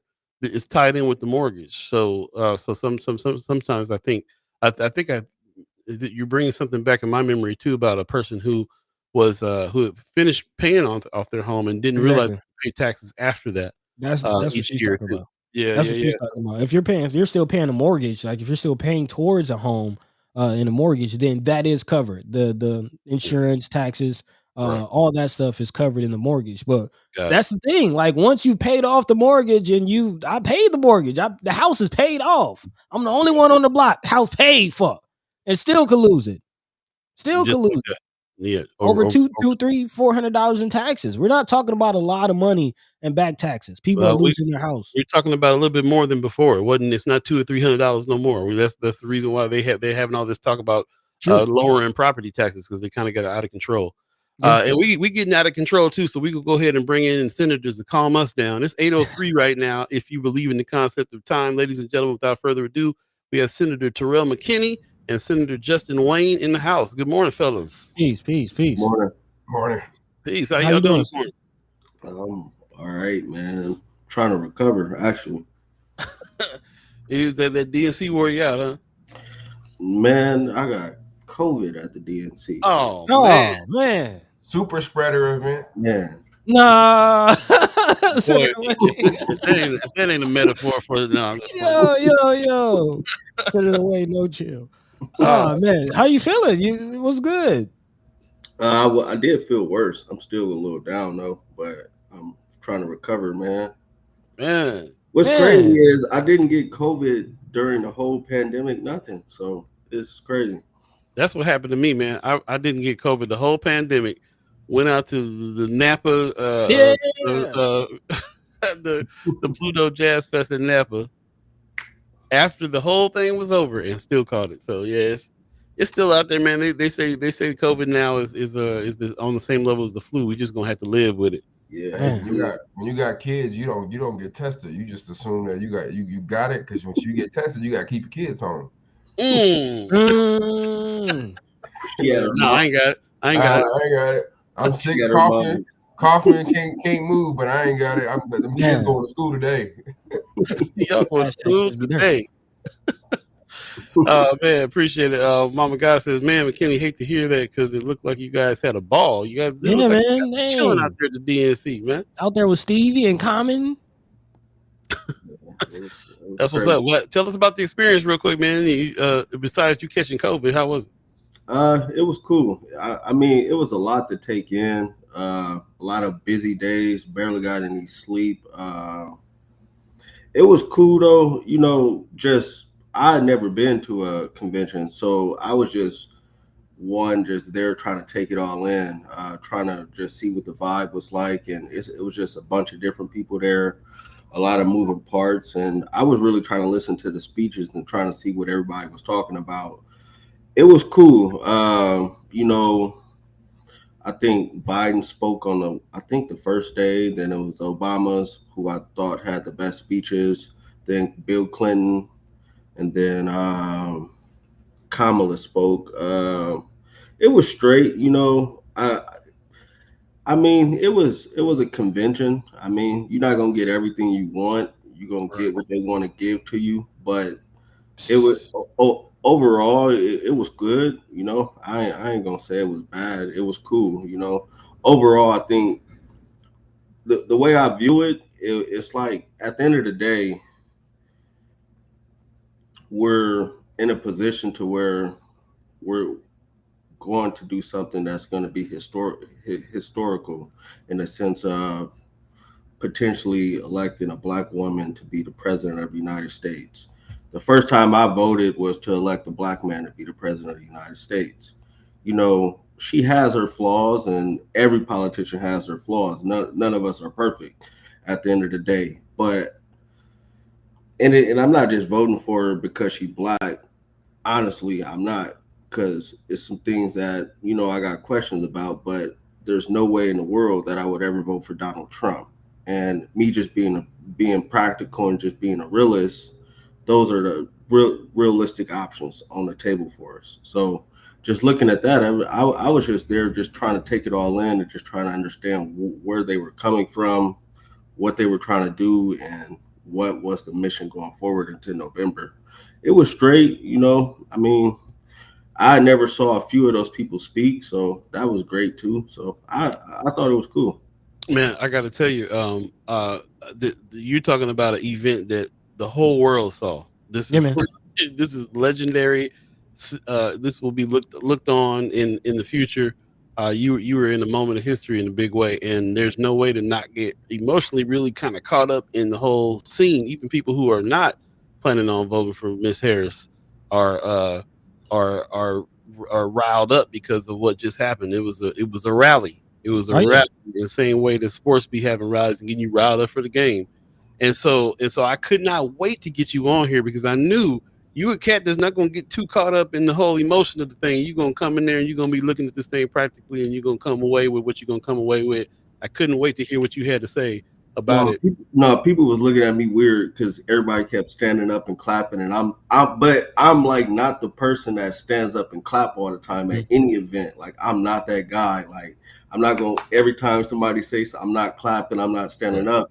So right. people looking at me like him signed up, like why ain't you do? I'm like, dude, that's just not me. I'm not a Mhm. cheerleader. Like it's not Right. that I agree or disagree. I'm gonna wait to the end to clap for you, or if I like, that's just not me. But I just wanted to listen to the words. Like, what are you saying? Like, I Right. want to know what is your position. I want to know what are you? Why should I be voting for you? Why should I be supporting? Right. So I mean, it was some stuff I agree with, and it was some stuff I was like, I don't know. But Yeah, that's but overall, I'm gonna be real with you. I was still a supporter. Like I'm gonna keep it real with you. Some stuff I'm still, but I've never been overly supportive of any person for president outside of Obama, and that's Right. because I was 18 and I was like black, Riled up. and I right, was right. super ignorant of everything. So, Yeah. but Yeah. but I like yeah, like Yeah. Okay. I'll Appreciate be honest. I'll be honest. Kind of hearing the typical tropes. Of course, it is a opportunity to make history with a black woman as president, and anybody but Trump, all of that. But yeah, what I really want to hear from you as a senator, as a black man, did you leave that convention feeling like, one, there's an agenda that actually may have an impact on your community, and two, as a senator, do you feel like the party on a national level is prepared to support you and what you're trying to do? Good question. I mean, from what she spoke about, she spoke about doing more things around economics and things like that. So yeah, I mean, they spoke about doing more things to continue pushing the economic things more forward. So yes.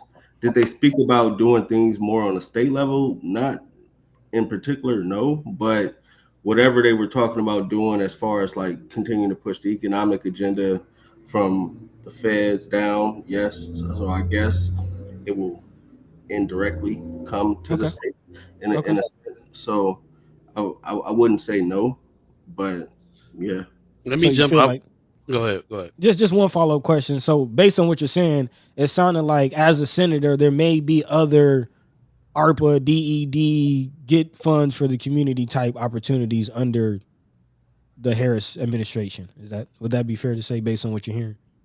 From what I heard, but it's also they got to get the Senate in the House. If they don't get the Senate in the House, then none of that is going to happen. It's just the Okay. same thing with Obama. Like it was a lot of promises, but after what was it in 2010 when they 2012 when they lost the I forget which chamber got lost, all those promises went out the door. Mhm. So Yeah. I mean, Okay. you still got to get it every chamber. Right. You can make all those promises, but if they don't win all those seats, a lot of that stuff can't happen. They ain't got the power for it. There you go. When Buddy was asking those questions, I was looking at Senator Wayne's face, so I want to get your take. I'm out of politics. I ain't got nothing to say, bro. I'm chilling. But I got courting a little bit. I ain't worried. You know what I'm saying? I'm trying. Oh, okay. But if I'm being real though, I don't from this position, not even just being a senator, just being me, bro. Like I don't have a lot of faith in politics. Any politician standing up and saying I'm gonna fix your life. Right. Mm-hmm. Like, there's no historical fact that it's ever going to happen for us. Like at the end of the day, we're gonna have to fix our own lives. It don't matter how many promises they give us. I'm with that. Like I'm with us being disappointed in politicians has to stop. Yeah. I That swear means we hoping and wishing too hard. If we that gotta stop. Like, yes, we would hope that people get elected and can do things to improve our lives, but at the end of the day, we got to be the people to fix our lives. Like, yes, they can do things to improve our lives. Because me being in this position, I've seen things that I'll be looking at other people that been in these positions. Like, you could have did some stuff that could have helped us. Like, it's people that's been in these positions that could have did things to help. But at the end of the day, if you sitting and waiting on politicians to fix your lives, then you're crazy. That's real. There you go. Senator Wayne, we kind of cut you off there. What was you about to say on your take here? I mean, he hit the nail on the head. Like for me, it's like, we had all this great hope when Obama got in, but at the end of the day, I think people don't understand how hard it is to move agendas through the political system. And, can you say North Omaha is better after Obama? Some could say, yeah, but the majority would probably say no. And it isn't that Obama, didn't care. It's just navigating a political system that is so huge at the presidential level to make Omaha, Nebraska, or your personal life feel better is very tough. Yeah, so, I mean, that's my point. I agree with McKinney. Like we got to stop being disappointed in politicians and start figuring out how we can come together and do it ourselves. Yeah. For me, it was really starting at this level of if we're gonna concentrate on some politics, it needs to be local politics. It's affecting us right where we're at, and some changes that can be made there. Because the same thing, Anthony Rogers right in the chat is saying they're not getting the Senate. So we looking at they're making promises, but there's people out here that are saying they're not going to get the Senate. So again, it'll be another situation just like with Obama, where he wanted to do some things but didn't get the support to do it. So. Yeah, I'm with that. I'm with what you guys are saying. I appreciate your. I mean, this all comes back down to corporate greed, in my opinion, and we watched that play out here in the legislature, where, property taxes. Y'all were talking about it earlier. People don't realize that property taxes. I mean, they are skyrocketing. And when property taxes skyrocket because your valuation skyrocket, that means your insurance goes up. And after all these storms that happen, insurance is going to go up more. And so we got down there, there were people who were against it just because it was a pilling plan. There were people who were against it because they didn't want to pay more for their cigarettes. But actually sitting down and wanting to work, man, that takes a lot. That takes a lot of work. And they don't want to work that hard. It's easier to go with the corporations and the special interest groups and just say no. And when you say no, then you get to survive saying, hey, no, it's the other side's fault. It's the other side's fault. It's Republicans, it's Democrats, progressive. And at the end of the day, nobody wants to work. Nothing gets done. Which I'm glad you took it there, because that is somewhere I wanted to pivot as far as the special session. We're dealing with that. Governor Pillen had, like you mentioned, Pillen's plan was very ambitious, 50% cut on property taxes. Walked away with about 3% cut on property taxes, according to headline. So what are your takes on that situation? What happened? What does the future look like? I mean, honestly, everybody's looking out for themselves. They're looking out for the next election. They're looking out for corporations. I mean, at the end of the day, it came out of corporations. And I'm really struggling. I mean, I made people vote on an amendment for no electricity, no tax on electricity. People don't realize that we have a tax in Nebraska on your electricity, and if you got natural gas on natural gas. Like, that's not a want, that's a need. People have to have electricity. So why are we taxing it, right? So I made them vote on it, and what it was we would close some exemptions. And what I mean by sales tax exemptions, one of them was if you own a pool and you have to get maintenance on that swimming pool, you got to pay a tax on that maintenance. The other one is if you fly a private jet or you take a private jet, you got to pay sales tax on that flight, right? Like these are things that don't affect our community every day in, day out. But I had a whole bunch of Dems who voted against it, like to remove electricity, and it also increased cigarettes by $1. Then I took the cigarette tax out, but it did increase alcohol from $3.50 per gallon or whatever it was to $4. And I'm like, at the end of the day, if I got to spend a little more for my drink to make sure grandma don't have to pay her taxes on her electricity, I'm okay with that. True. And I felt like most of my community is okay with that, especially if we tax and charter jets. I mean, I don't know about you, but I ain't hopping on a charter jet every day. You know what I'm saying? I mean, it might be 10 of us who put some money together to go to Vegas, and even then, the extra $500-600 that we might have to pay, we're gonna figure it out, or we're gonna hop on Southwest. Like, it ain't that complicated, right? Right. But if I gotta keep grandma from paying taxes on her electricity, extra $7 to $10 to $20 a month, then I'm gonna do that. And but there again, Democrats didn't want to move, Republicans didn't want to move. It was amazing, and the vote was interesting because it was split. I had like Steve Erdman and Holleran, the most conservatives in the body, saying, "No, we shouldn't tax this," and then I had the most liberals saying, "Yeah, we should tax it." It was weird. It goes back to corporate greed and people don't want to work. At the end of the day, that's what this session taught me. Okay, Senator McKinney.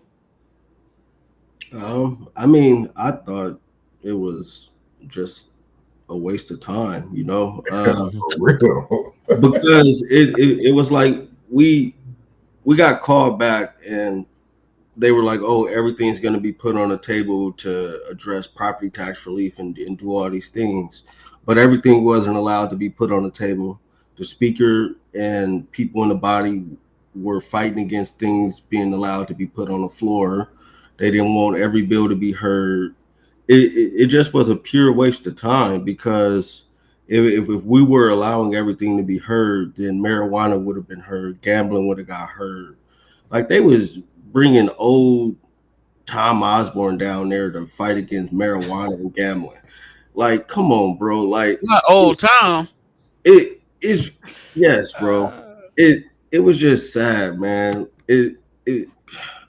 I mean, I literally got on the floor and said, we could have did all this via email. I'm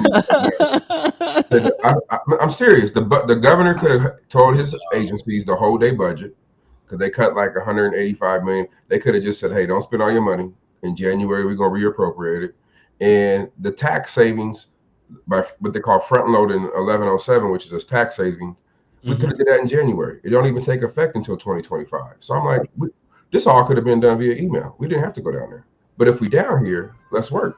And that's the problem. Nobody wanted to work. I wonder what the urgency was for the governor on the. He dug in. You know, when you get out there and was it George Bush that read my lips, I won't raise taxes, and had to turn around and raise taxes, and that's why he lost the election. So Pillon's at this point where you got people in his party who are trying to run to the right of him. Some people trying to run to the left of him, and his big promise of 40% for 7 months failed. So what in a if you can break it down to a sentence or two, what was the outcome of the special session ultimately? 3% new property tax relief, and we changed the way we're currently doing about a 20% property tax relief from something that you have to fill out on your tax credit on your income tax statement to you automatically get it. And so, but people automatically got it anyway. They just had to fill it out. And what happened was people weren't filling it out. And primarily the reason why people weren't filling it out is because they were out-of-state owners. So they were just, people who got a house, renting it out here in Omaha and Lincoln, and they fill out their taxes in Missouri and just fill them out. They don't pay attention that they got this property tax credit. So, we were trying to carve out residential versus corporations. There was a lot of things we were trying to do, but the takeaway was people don't want to work. You got 3%. And that's it. Okay, well, appreciate all the work that you guys did there. Everybody's saying y'all did good work. Sorry that your time got wasted. I did want to jump into the chat real quick. There's a couple questions here. Mama Guy, first of all, says Senator Wayne, don't feel there are things she is saying that will improve your judicial goals in the private sector. No, so like, look, I'm with Senator McKinney. I'm mixed on this whole thing, but I do got to run the court. But here's what I mean. I think we got to dig deep into, and I can't say too much because I got appointed to represent one of these youth who've been charged with this murder. Oh wow! But what I would tell you is the biggest thing facing our community right now is juvenile, and we have got to figure out how to solve some juvenile problems. You got kids down here on the weekends, not even weekends, weekdays, at 11 o'clock, 12 o'clock at night, downtown Park fighting and causing problems. We got carjackings. We got a new Asian culture who is now creating some gang wars here in Omaha with these youth. And so will Harris solve that problem? No. At the end of the day, local elections matter more than anything. And I think people need to understand that. While it's fun to be all hyped up about this national election, who's running for your Senate, who's running for your school board matters more than anything up top.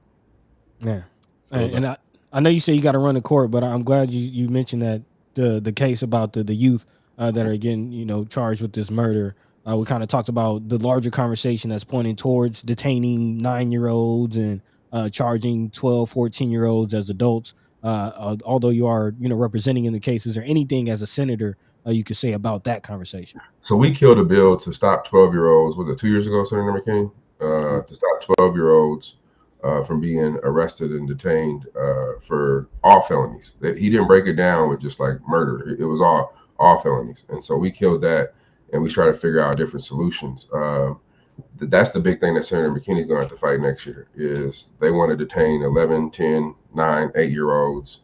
And for me, while this case is interesting I can't separate my Senate hat or my political hat. I'm trying to figure out where do we go wrong? Like why is there so many 16 and below out here committing these crimes? And at the same time, you have Don Klein and them arguing, well, that's because these kids are being manipulated.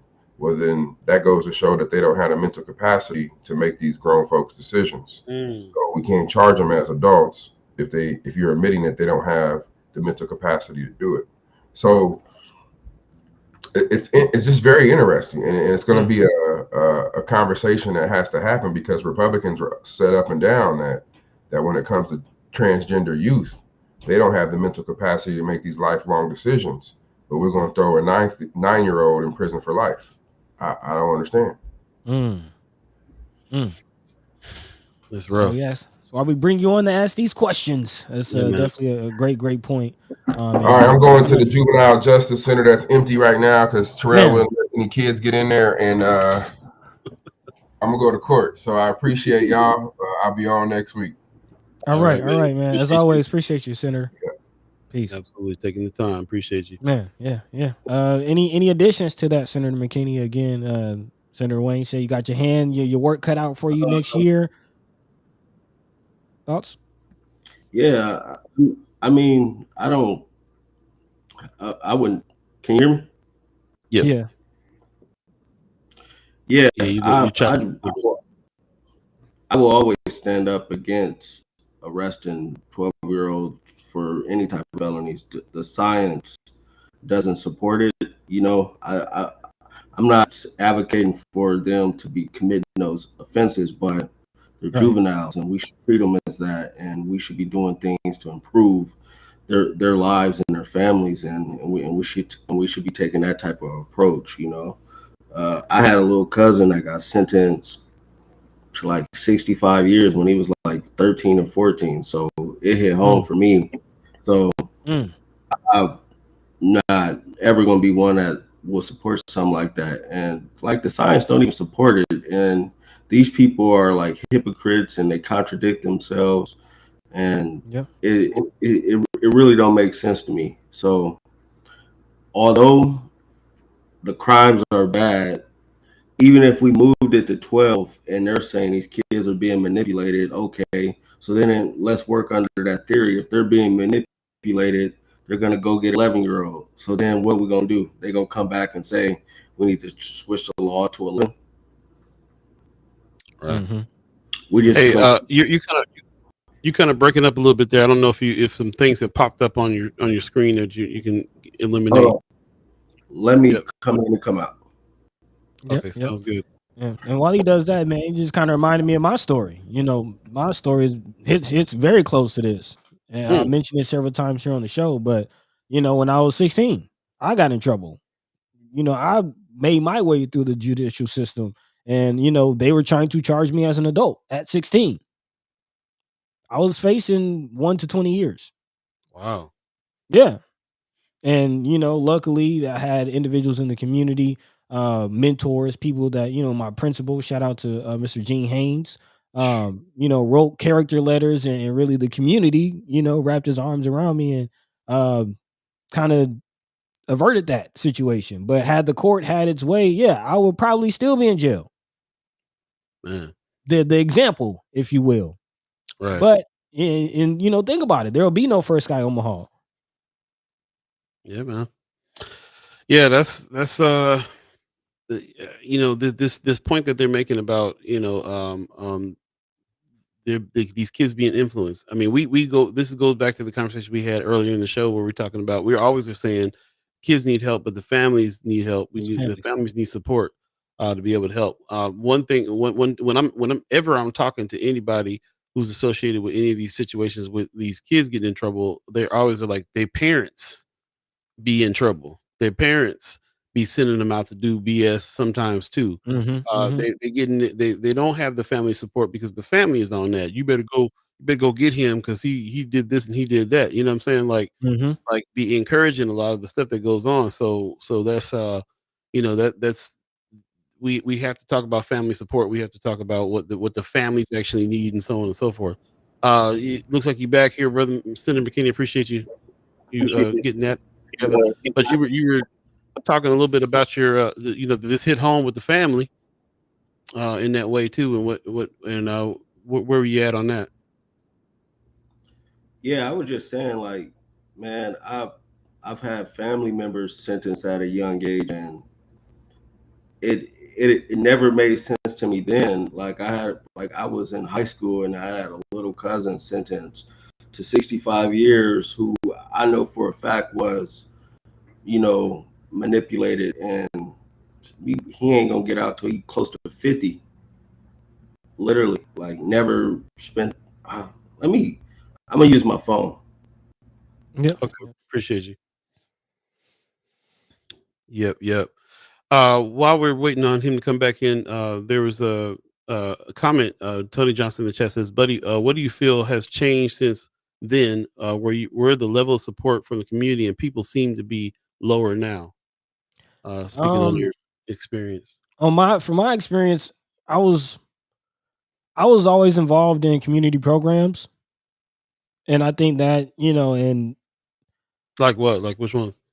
so I was a part of Omega Squires. So, we had black fraternities in the community, Omega Psi Phi, who had a program in partnership with Omaha North called the Omega Squires. I was a part of the Squires, and some of the brothers, some of the mentors in that program wrote, character. And that really swung my case was the character witnesses and, my mom stepping up. So, we talk about parents. One, my mom was financially able to hire me a lawyer because they were trying to put me what same public defender situation. Mm, So family support, again, making sure families are in a position to either financially defend and fight in courts, or at least have the knowledge and the information to navigate through that situation. So mm, that's one thing. Also, my involvement in community organizations like Omega Squires, me being active in school, like, I wasn't a slouch in school, even though I was out doing dirt. I still took school very seriously, but that's again going back to my mom and my home upbringing. If that wasn't the case, I probably would still be in jail if those things, the home life, community organizations having partnerships with my school, those types of things are why I'm here today. yeah. Appreciate that. But Senator McKinney, buddy was just talking about this. He was facing 1 to 20 back in the day, and what happened for him to be able to get out of that situation, and what it all it takes. And somebody in the chat was asking about that, like what kind of support? What's the difference between support he had then and support now? Mhm. And we I think we're getting a good gist, a good grasp on what that is. Just talking to you guys and so on and so Yeah. forth. So I, as far as solutions of those things are concerned about being able to help some of these kids, where do you see the solutions lying for what we need to be doing? And before Senator McKinney, I want to speak specifically to a solution specifically because actually in the story about the youth that we're talking about, the 11-year-old they said in the story was in probation, and I went through diversion, and so there's this conversation about alternative programs. If diversion wasn't an option, I probably still would have went to jail even with the character witnesses and all that. So, Senator McKinney, specifically, I want to ask about those types of programs. Are those existing? Where are those? What are the supports about diversion and other probation programs? Because that's also tied to the whole juvenile justice center. It's not open because programs aren't available. So, take the floor. I mean, there's diversion programs available. There's day reporting programs available and things like that.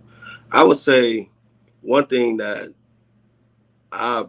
always frustrated me since I've been doing any type of community work is I really get frustrated that we allow the cops to come into our community and act like they care about our community. We prop them up all the time. Mm, We let them come take pictures, play basketball with our kids, Mm, do all these photo ops. But then they be the same people coming down to Lincoln advocating for legislation to lock our kids up for the rest of their lives mm, and talking about our kids like they the worst kids on earth. And that's my issue. Um, I think the solution is we got to find a way to rebuild our village, but also not look at it like we just got to help the kids. We got to help the families. A lot of these families are dealing with a lot of trauma, a lot of generational poverty and trauma that needs to be addressed.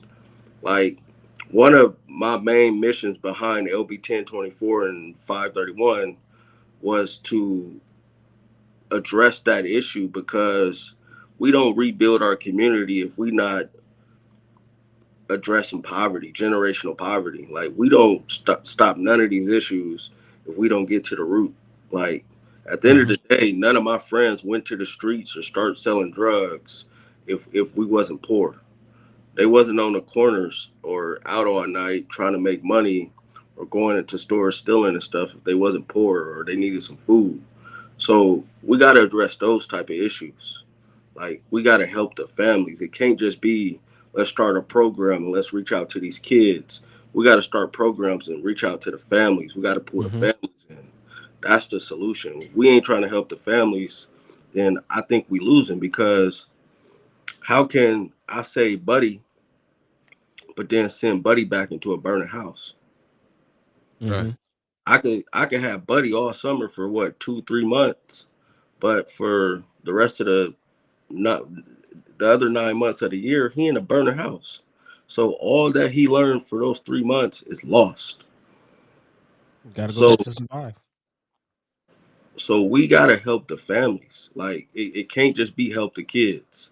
Like those parents that we talking about, and people always saying like it starts at home. Those same parents were failed in our educational systems. Or those same parents were failed by our community, by the same community leaders that been around for years. Like we got to be honest about that. Like just because they're parents, it don't mean that they don't have flaws. That don't mean that they are not without making mistakes in life. Like people who had kids at early age. My mom had me and my mom had 2 kids by the age of 19. Mm-hmm. Like it's other people like that and younger. Mm-hmm. Right. So we just gotta be honest about that. Man. Well said, man. Well said. I appreciate it. I appreciate exactly what you saying on that, and I know that I feel like a lot of people who are frequent this show kind of on the same page, feeling the same way, feeling like this is more what's happening with this with the help for the family. The family support is what was really needed. So I really appreciate you reiterating that. Actually, on that note, I do want to pivot to a story that's Okay. right along with this conversation. Talking about poverty, right? Addressing poverty. And the Nebraska Examiner is reporting on apparently the DED. I know you're not high on the DED, Senator McKinney, but definitely would love to hear your take on this latest move. The regional approach to economic development in the state. I saw Are you that. hearing about this? Yeah, Yeah. I saw an Okay. article of that when I was in Chicago. I don't know too much about it. I think it's interesting. I still don't think they'll look out for North Omaha because even because full transparency, when we started the 1024 process and we was talking to DED, they were like, honestly, we never even considered economic development in North Omaha. Like it was never on the radar. Wow. Like until we brought it up, they was like it was never on our agenda. So I will be interested to see what they will consider for economic development in whatever region Omaha ends up in. Because if Omaha is in a region, because I think it's $3 million per region, right? So what percentage of that 3 million goes to Omaha, right, in the region? Mm-hmm. But what percentage of that goes to North Omaha? Man, so I'll let me read through this really quickly to kind of give. So I'm kind of breaking news to the senator. This is dope. But again, this coming out of Nebraska Examiner. So big shout out to them. I believe Cindy Gonzalez always doing the good work is behind this. But yes, to your point, Senator McKinney, armed with an initial $3 million in public funds, Nebraska has now fully launched a new regional approach to economic development that organizers hope will accelerate growth and sharpen the state's competitive edge. This coming from Casey Bellitz, who's director of the DED.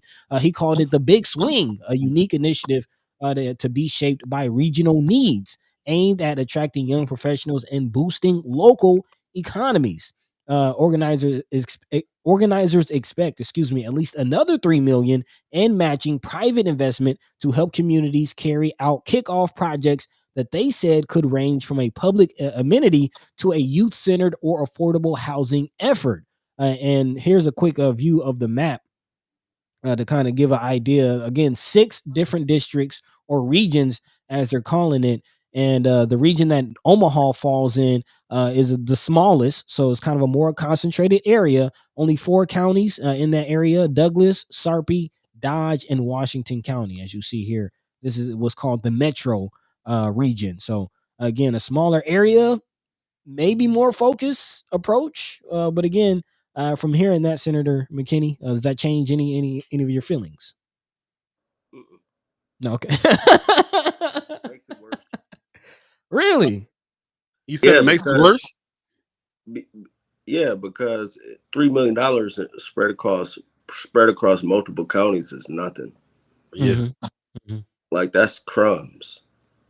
Like it's a start, I guess you could say it's a start. Like I guess, but in the grand scheme of things, it's really nothing when you really think about it. Because if you're really doing economic development, you just given.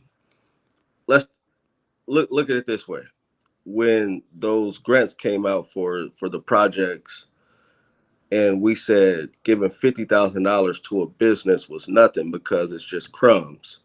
That's essentially looking like to me. Like, yeah, you could spread across. You could have 3 million, and you could spread $25,000 across multiple projects. It looks like you're doing economic development across multiple counties, but essentially, you're not really doing any economic development because you're not creating nothing really because you're not really investing. That's not an investment.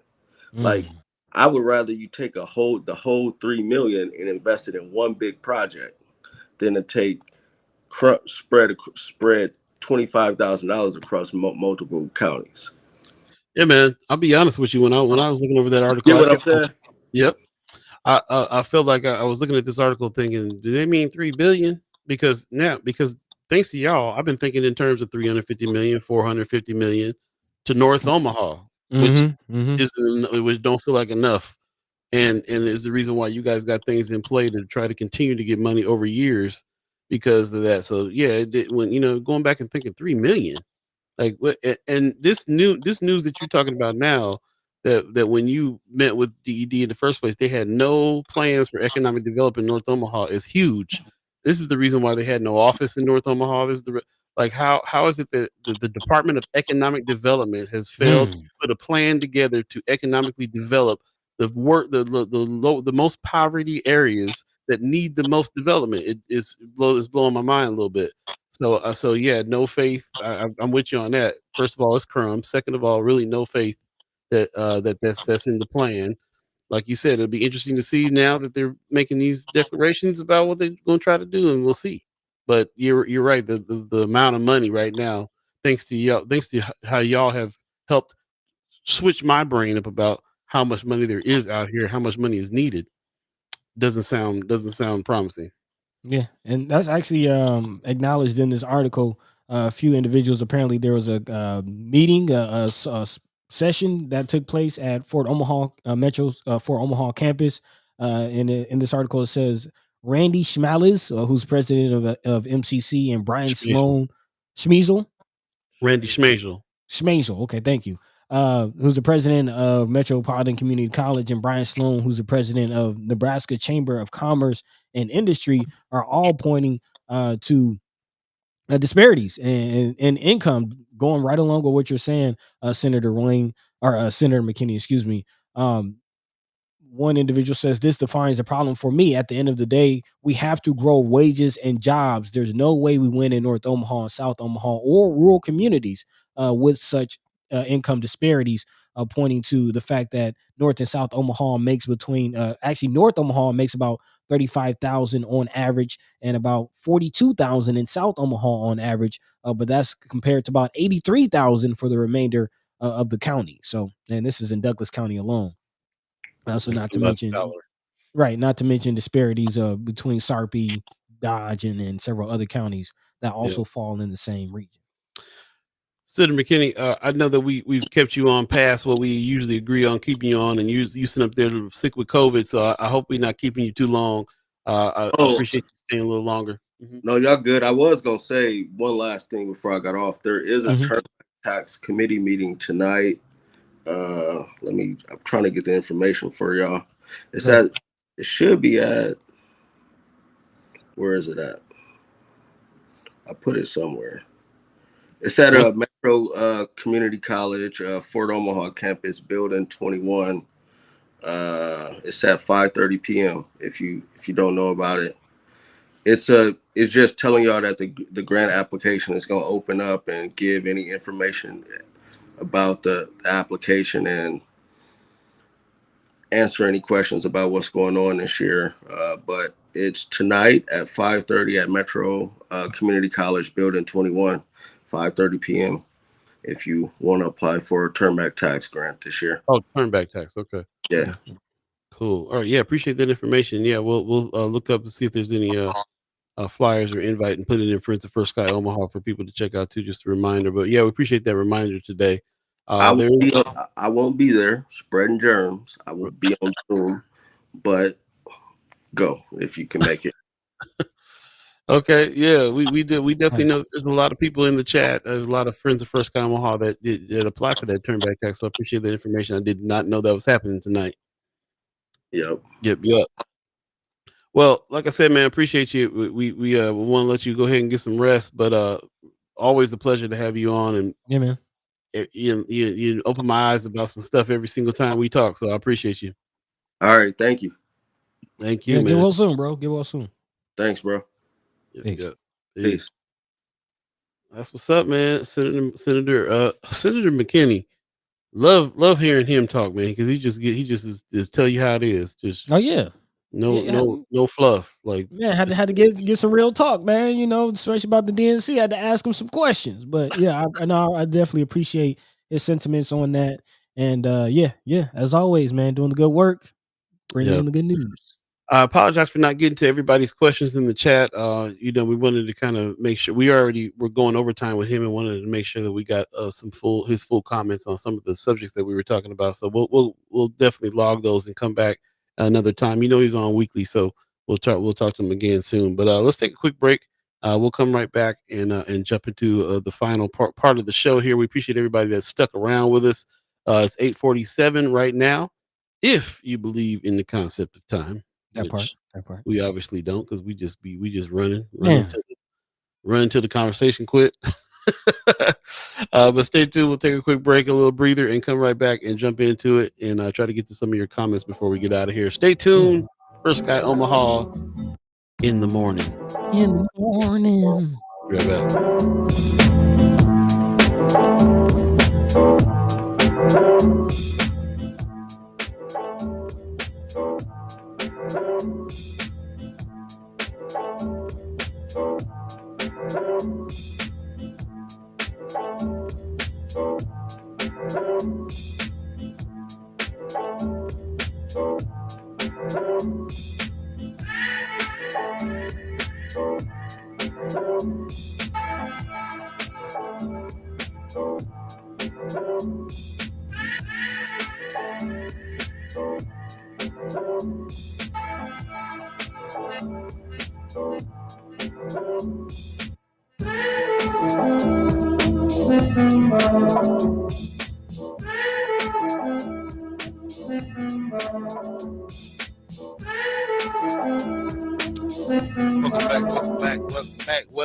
Welcome back.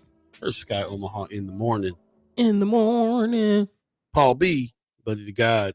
Hey, we just posted this event that's happening here coming up tomorrow, August 27th, from the ground up speaker series from One Omaha. Appreciate them putting this out. I go to oneomaha.org to get the information. Looks like I was trying to find out where. I don't see it on here, but they do this. They were doing a speaker series at Benson Theater at one point, so I wonder if they're continuing on. But to get the information, go definitely check them out at oneomaha.org and register to be able to come and hear the brother speak. The speaker series gets down over there at One Omaha. Shout out to Kimber Snipes and the team, and everybody else. Kimber, if you're in the chat with more information, drop that. Where that's gonna be. Most def. 8:49 right now. If you believe in the concept of time, we appreciate. We got another about 10 minutes left in the show today, and you guys are very, very vocal in the chat. We wanted to try to kind of go back and look at some of the things that you guys were talking about. Cameron, we'll have to have you on to talk about the story that you started with in the first hour as well, about the person that was not getting prosecuted that you think should. We'll definitely have to dive into your story and maybe have you on to talk about that a little bit as well. And again, just want to apologize for not being able to get to everybody's questions this time with the senators. Also, it looks like maybe I made the mistake here on the date for Chris Baby Boy Bowling. So I did. He did text and says he didn't get the calendar invite. So that must have been a slip up on my end. Apologize for that, but we'll definitely have him on to talk about that and a few other things. And I also talked to Matt Wynn over there at Flatwater Free Press, who has put us in touch with the lady who is now running the Documenters program, and we're going to have her on to talk about that program as well. So shout out to Flatwater for still expanding and doing the things that they're trying to do. And we work with them the best we can. We kind of make sure that we engage with them as much as we can with still keeping the kind of vibe and integrity that we are. They are an organization that is doing some good news, some hard news, and they're some deep dives. They do focus on greater Nebraska, and that's cool. We try to focus more on Omaha, especially the east side of Omaha, and that's where we lie. But we have a bridge in the form of Chris Baby Boy Bowling, Baby who was boy. one of our partners when he was over at the Reader, and is a person that is doing some good work when it comes to very respectfully kind of calls around town when he's doing, especially if he's doing anything that has to do with the Black community or North Omaha. He calls around town and makes sure that he's got the right story and the right backing for what it is that he's trying to do. And we've grown and learned to trust his journalism. So shout out to him, and we will definitely have him on another time. With that said, buddy, 851, what you thinking? I'm actually going back to what Kimmer was talking about in the chat. Okay, you making that move. All right. Yeah, well, she's just kind of reiterating what we were talking about earlier about the youth. This is definitely something that Kimra definitely chimed up with, and she's worked closely with, making sure the youth are steered on the right direction. Again, she's talked about, the groups that she's hosted at the library, and how some of her, young folk have had run-ins with the police and how that has impacted her. So this is definitely something that hits close home to her. And she says, and I agree that something needs to be done, but making that law will only mean that it will spread. Talking about, again, whether or not you detain the youth. She says next 12-year-olds are being charged as adults for different types of crime. So, again, maybe even, not quite murder, but maybe stealing a candy bar or something like that. Truancy, will we see youth being charged as adults in these types of events? And then also she talks about Don Klein and the role that he plays in all of this. And talking about Bill 620, she says they will reintroduce that bill. So although the bill has been postponed, she says that trust and believe legislature or senators will try to get somebody or advocacy groups that have, again, advocated for this to become law, i.e. the sheriff's department, the county attorney, the police department, and more went down to testify again on behalf of the bill. And she says that they will be bringing that back.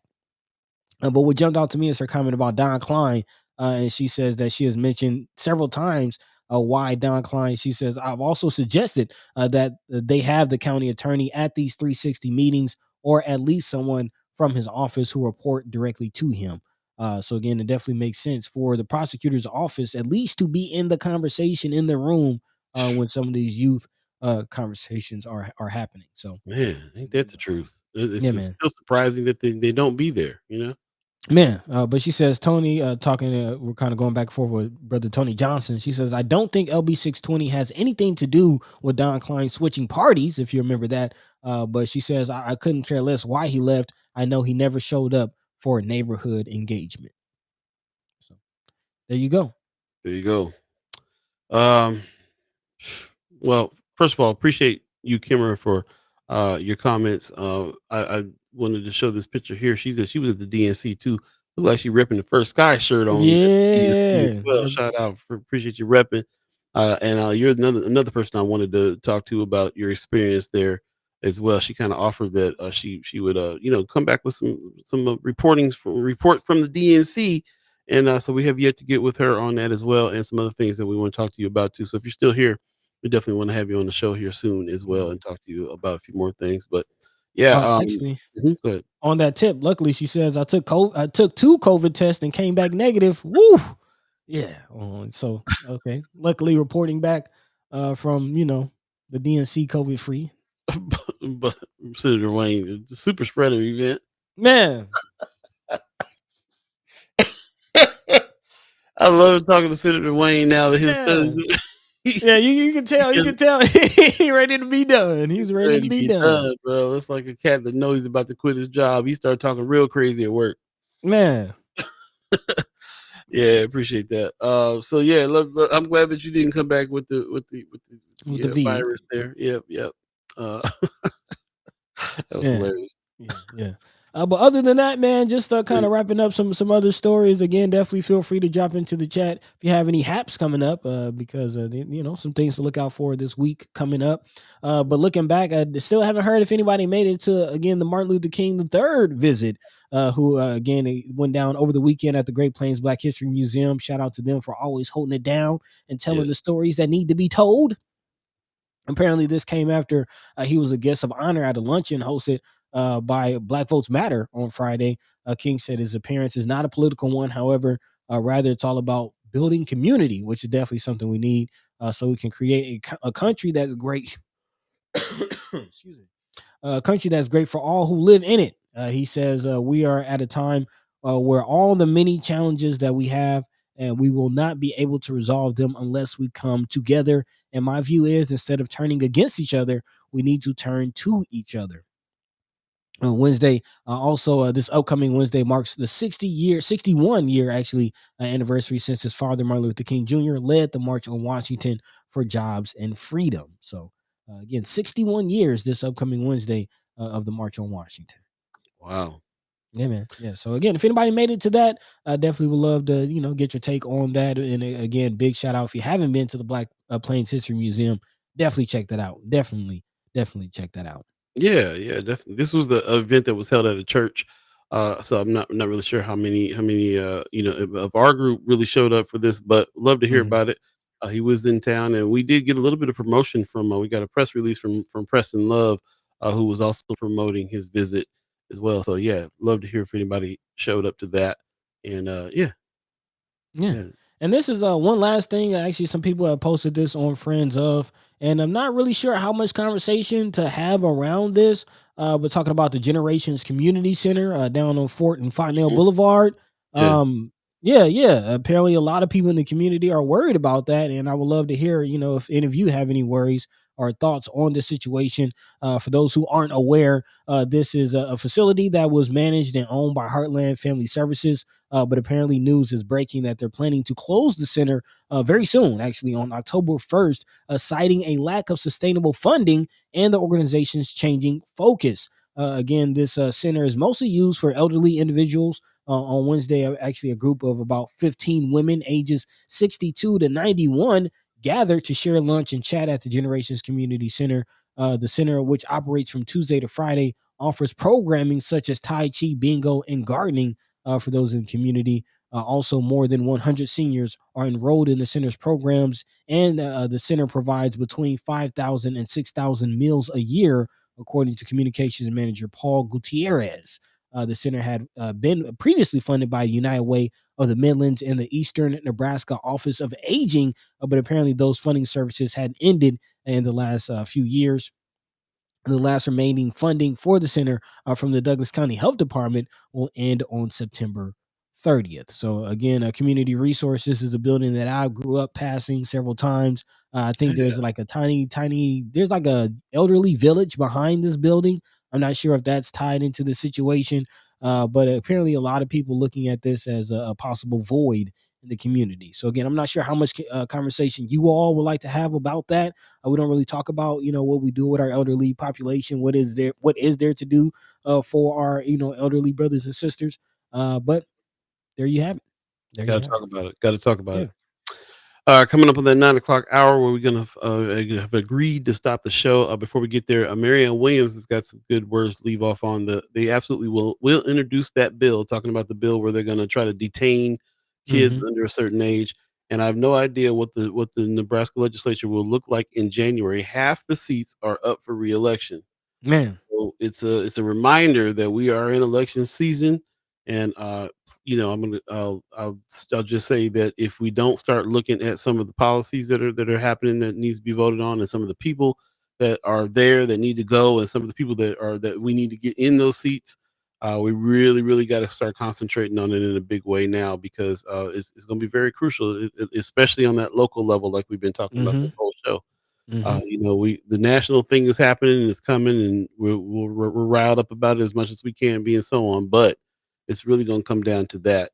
So shout out to Ashley Spivey, who is reminding us to save the dates. Voter registration October 18th, absentee ballot request deadline October 25th, absentee ballot return deadline November 5th, And if you do want to do some early voting, it's coming up in October. We're at the tail end of August, so it'll be September, and then all of a sudden we'll be in October, ready to really start making some moves. So this is a good early warning to go ahead and start really looking at some of these policies, do the research on the judges, all the things that need to be done in order to be informed when you step into the ballot box, and make sure your registration. Mama God said something earlier too about it. Make sure they didn't change your name. I know I'm not gonna Yeah. find that comment. Do you Yeah. remember what she said on that? Well, yeah, we kind of had a conversation about it. And she had mentioned that, people's names are being taken off for voter rolls, and they're not being informed, or they don't know about it. So if you have registered in past years and haven't really checked on your status, make sure that you're up to date. Make sure that you're aware of what your status is, because again, you don't want to pull up on election day thinking you're good and you're not. There you go. Speaking of Ashley Spivey, she's got a meet and greet fundraiser happening September 9th. So mark your calendars for that. It's going to be at Cumbia. This is hosted by Katie Weiss, who's been doing some good advocacy Okay. work around town. 329 South 16th Street. Kind of across the street from the Orpheum there. Cumbia is a pretty dope spot. Definitely check it out. She's running for District 13, Senator Wayne's seat, and she's out here really doing the work, man. Door knocking just about every day. We're gonna have her on several times in the month of September coming up. So this is one of the things you want to meet her in person and kind of ask her some questions to talk. September 9th is going down 5 to 7. Check her out at Cumbia. And yeah, there's gonna be more events to come when it comes to her. She's definitely showing a presence and being around town. Of course, it ain't just about running for office for her, because she's head of IB Black Girl Man. founder, and is doing some work in the community, whether she's going to win the seat or not. So that's the kind of person that we kind of need to have around in a real way. So we appreciate her work, and Senator McKinney's work too. Hopefully, we want him to be reelected as well. So Big yeah, time. man. Yeah, we got some exciting times coming up in some big ways. We'll definitely keep you informed, and also don't forget, sign up to that newsletter. Yeah, man. Give us a shout out over at firstguyomaha at gmail.com, and sign out for the weekly wrap, where we can really dive into a few things here and there, man, that it can be said to the group of people that are really kind of looking out. We appreciate everybody that's done that as well and spread the word. And yeah, we definitely appreciate everybody who's participating here.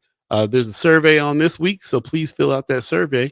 We want Yes. to know what kind of topics you're interested in, and we're going to keep on asking questions. Pretty much every newsletter, there'll be a way for you to sign to respond back to us on some things, some questions that we have for you as well, as far as the news is concerned.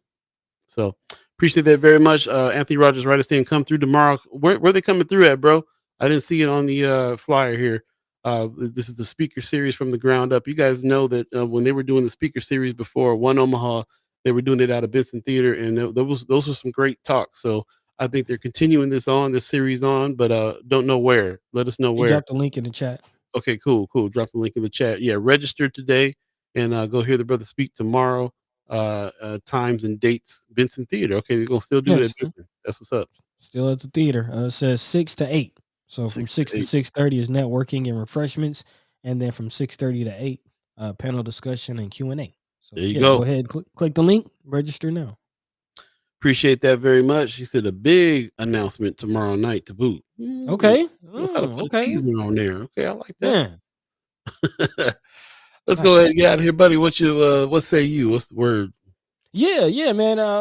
Man, I feel like today was a good show. Hopefully, we did some good today. Again, remind you that my thing of today is think about the Supreme Court, think about the courts, think about the judges as we go to the polls. Again, talking about local elections having an impact on our lives, and these Supreme Court justices and circuit court judges, they have a lot of say in what happens and what goes down and how certain bills and laws play out. And we should be, aware at least of who's making these decisions. So definitely keep that in mind. And of course, big shout out to Senators Terrell McKinney and Justin Wayne for taking the time out of their schedule, even fighting through COVID to come and speak with us. Man, appreciate that. Appreciate that big time. And of course, a big shout out to all of you, Ghost listeners, first and last time listeners, chat chimers, monitoring spirits, all of y'all's. We appreciate you. We love you. We thank you. Again, stay on top of what we have going on, because we're rounding off pretty good at the bottom half of this year. Again, the weekly wrap is coming out. Very, very, very excited about this website and a few other things that we have coming down the pipe. So again, As Mama God is reminding us, if you haven't already, hit like, subscribe, share, and hit the notification bell on YouTube. Again, please subscribe to our YouTube page, even if you watch on Facebook and you frequent the Friends of First Sky page on Facebook. At least just go ahead and subscribe on YouTube, and that helps us, again, push forward in everything that we have doing. And plus, there's going to be some exclusive content, a little behind the scenes, some other things, some more creative things that Paul and I have brewing. And it's going to be on YouTube as well. Some other shows, a lot of things coming. So again, we're excited. Stay on top of everything we have coming. And in the meantime, between time, Paul B. Yo. What I appreciate your reminders here, buddy, on the judges situation. Like I said, that's always the point of which I get lost in the booth when it's time to vote. Man, I didn't do my research on these judges. Definitely got to do that this time around. We got plenty of time to do it now, and we'll be putting some information out there via some of the things that Anthony Rogers Wright suggested we do, which is kind of feature some of the issues that are happening, so people are pretty well informed and can be able to do that. And we're going to be trying to do some of that through the newsletter. Also, shout out to the League of Women Voters, who always put out a guide that'll let you know about all the policies and all the people involved as well. So we can do the research. Time to hit that library, do the research, really go in there and be as well informed as we can, and try to shape things that way. But also remember what Senator McKinney is saying. There's no government entity or politician that we need to be putting our 100% faith in and to fix anything anyway. We got to do it ourselves. Man, that's just all there is to it. Go ahead and put the work in, put the energy in, and really kind of shape as much as we can shape on that end, but put most of your energies and work into the stuff that we're doing in order to help ourselves with everything. And that's really kind of what it comes down to for me. So I've never really been a dude heavy into politics in the first place. And aside from me saying, hey, we need to go in here and say, hey, stop making a law that's affecting my life directly here locally, I probably wouldn't be involved at all. So and just really those efforts to really try to just make whatever moves you're trying to make. That's what we got to do. We got to quit being disappointed. Like you said, quit being disappointed when a politician doesn't come through. Politicians don't be coming through. There's a level of hope and wish that you put on somebody to do something when you do that. And if you get disappointed, it's because you hoped and wished they would do what you wanted them to do, and they're just not going to do it. The system is not set up that way in the first place. So we get a few wins here and there, or we get a little push here and there. That's cool. But maybe that should be 20-30% of our efforts, where 70% of our efforts is really like making our own way. So that's my final word on that. Appreciate you guys sticking past the 9 o'clock hour to hear it. Just want to give a shout out to Pops, who says thanks for another phenomenal show. See you all on Wednesday. Thanks, Pops. Appreciate you very much. And Mama God, starting with personal accountability. Got to start there for sure. Marianne Williams says, "Go Ashley." That's right. Ashley Spivey doing the work, man. Doing the big work, and we love it. Definitely join us again Wednesday. We will definitely have some special guests on Wednesday as well. And hopefully we'll get Chris Baby Boy Bowling back. Like I said, if that was my mistake, then I apologize for him not being able to be on today. But we would love to have him on and talk about more than just the article. He wanted to talk about a few other things too. So we'll see. Mama, go ahead. Mama Guy just reminding us about the heat advisory today. Definitely don't forget about that. Mm-hmm. Yep. Definitely go into that. It's supposed to be about 100 degrees. It's supposed to feel like 108 with the heat index. You know what that means. Stay hydrated. Stay inside with air conditioning if you can. Check on your loved ones. And just you try not to be out, man. I'll be trying to tell people don't even like getting if you can avoid getting in your car and having to wait for the air conditioner to charge up. Just go shopping tomorrow. Maybe it'll cool down. Yeah. Miriam Williams says, have a great Monday, all. You guys have a great Monday. We appreciate it. Shout out to the Omaha tribe elders for allowing us to be on this land and speak while we're here. Shout out to our elders for allowing us to speak before you. And shout out to you, the chat chimers, allowing us to speak with you on these Monday and Wednesday lives, and also on Friends of First Sky Omaha. Appreciate it very much. Thank you for everybody who's been joining the membership as well. The $10 people, $25 people, $50 people, can't do it without you. That seems to be growing as well, so we really appreciate that. We get as many people in on that as we can, and we can really kind of start working on some exclusive material and perks and all kinds of things, building that membership out. And plus, we always are out here working as much as we can to try to keep this thing going, with whether it means doing grant applications or asking for donations or all these things. I gotta say, when I see somebody else sign up to be a member, it really hits home even more than all of those, because it means you, the people that are listening, find value in what we're doing and want to Yeah. support it, and that's the Yep. best support we can get. So we appreciate you very much who is already doing it. If you haven't, if you're so inclined, please go to firstskyOmaha.com, hit the donate button, and help us keep this rolling and expand even on some of the things we're trying to do. So appreciate you very much. We will join you on Wednesday. You guys take care of yourself. Stay cool. Peace. Peace. By the way, Vanguard. This is protected by the red, the black,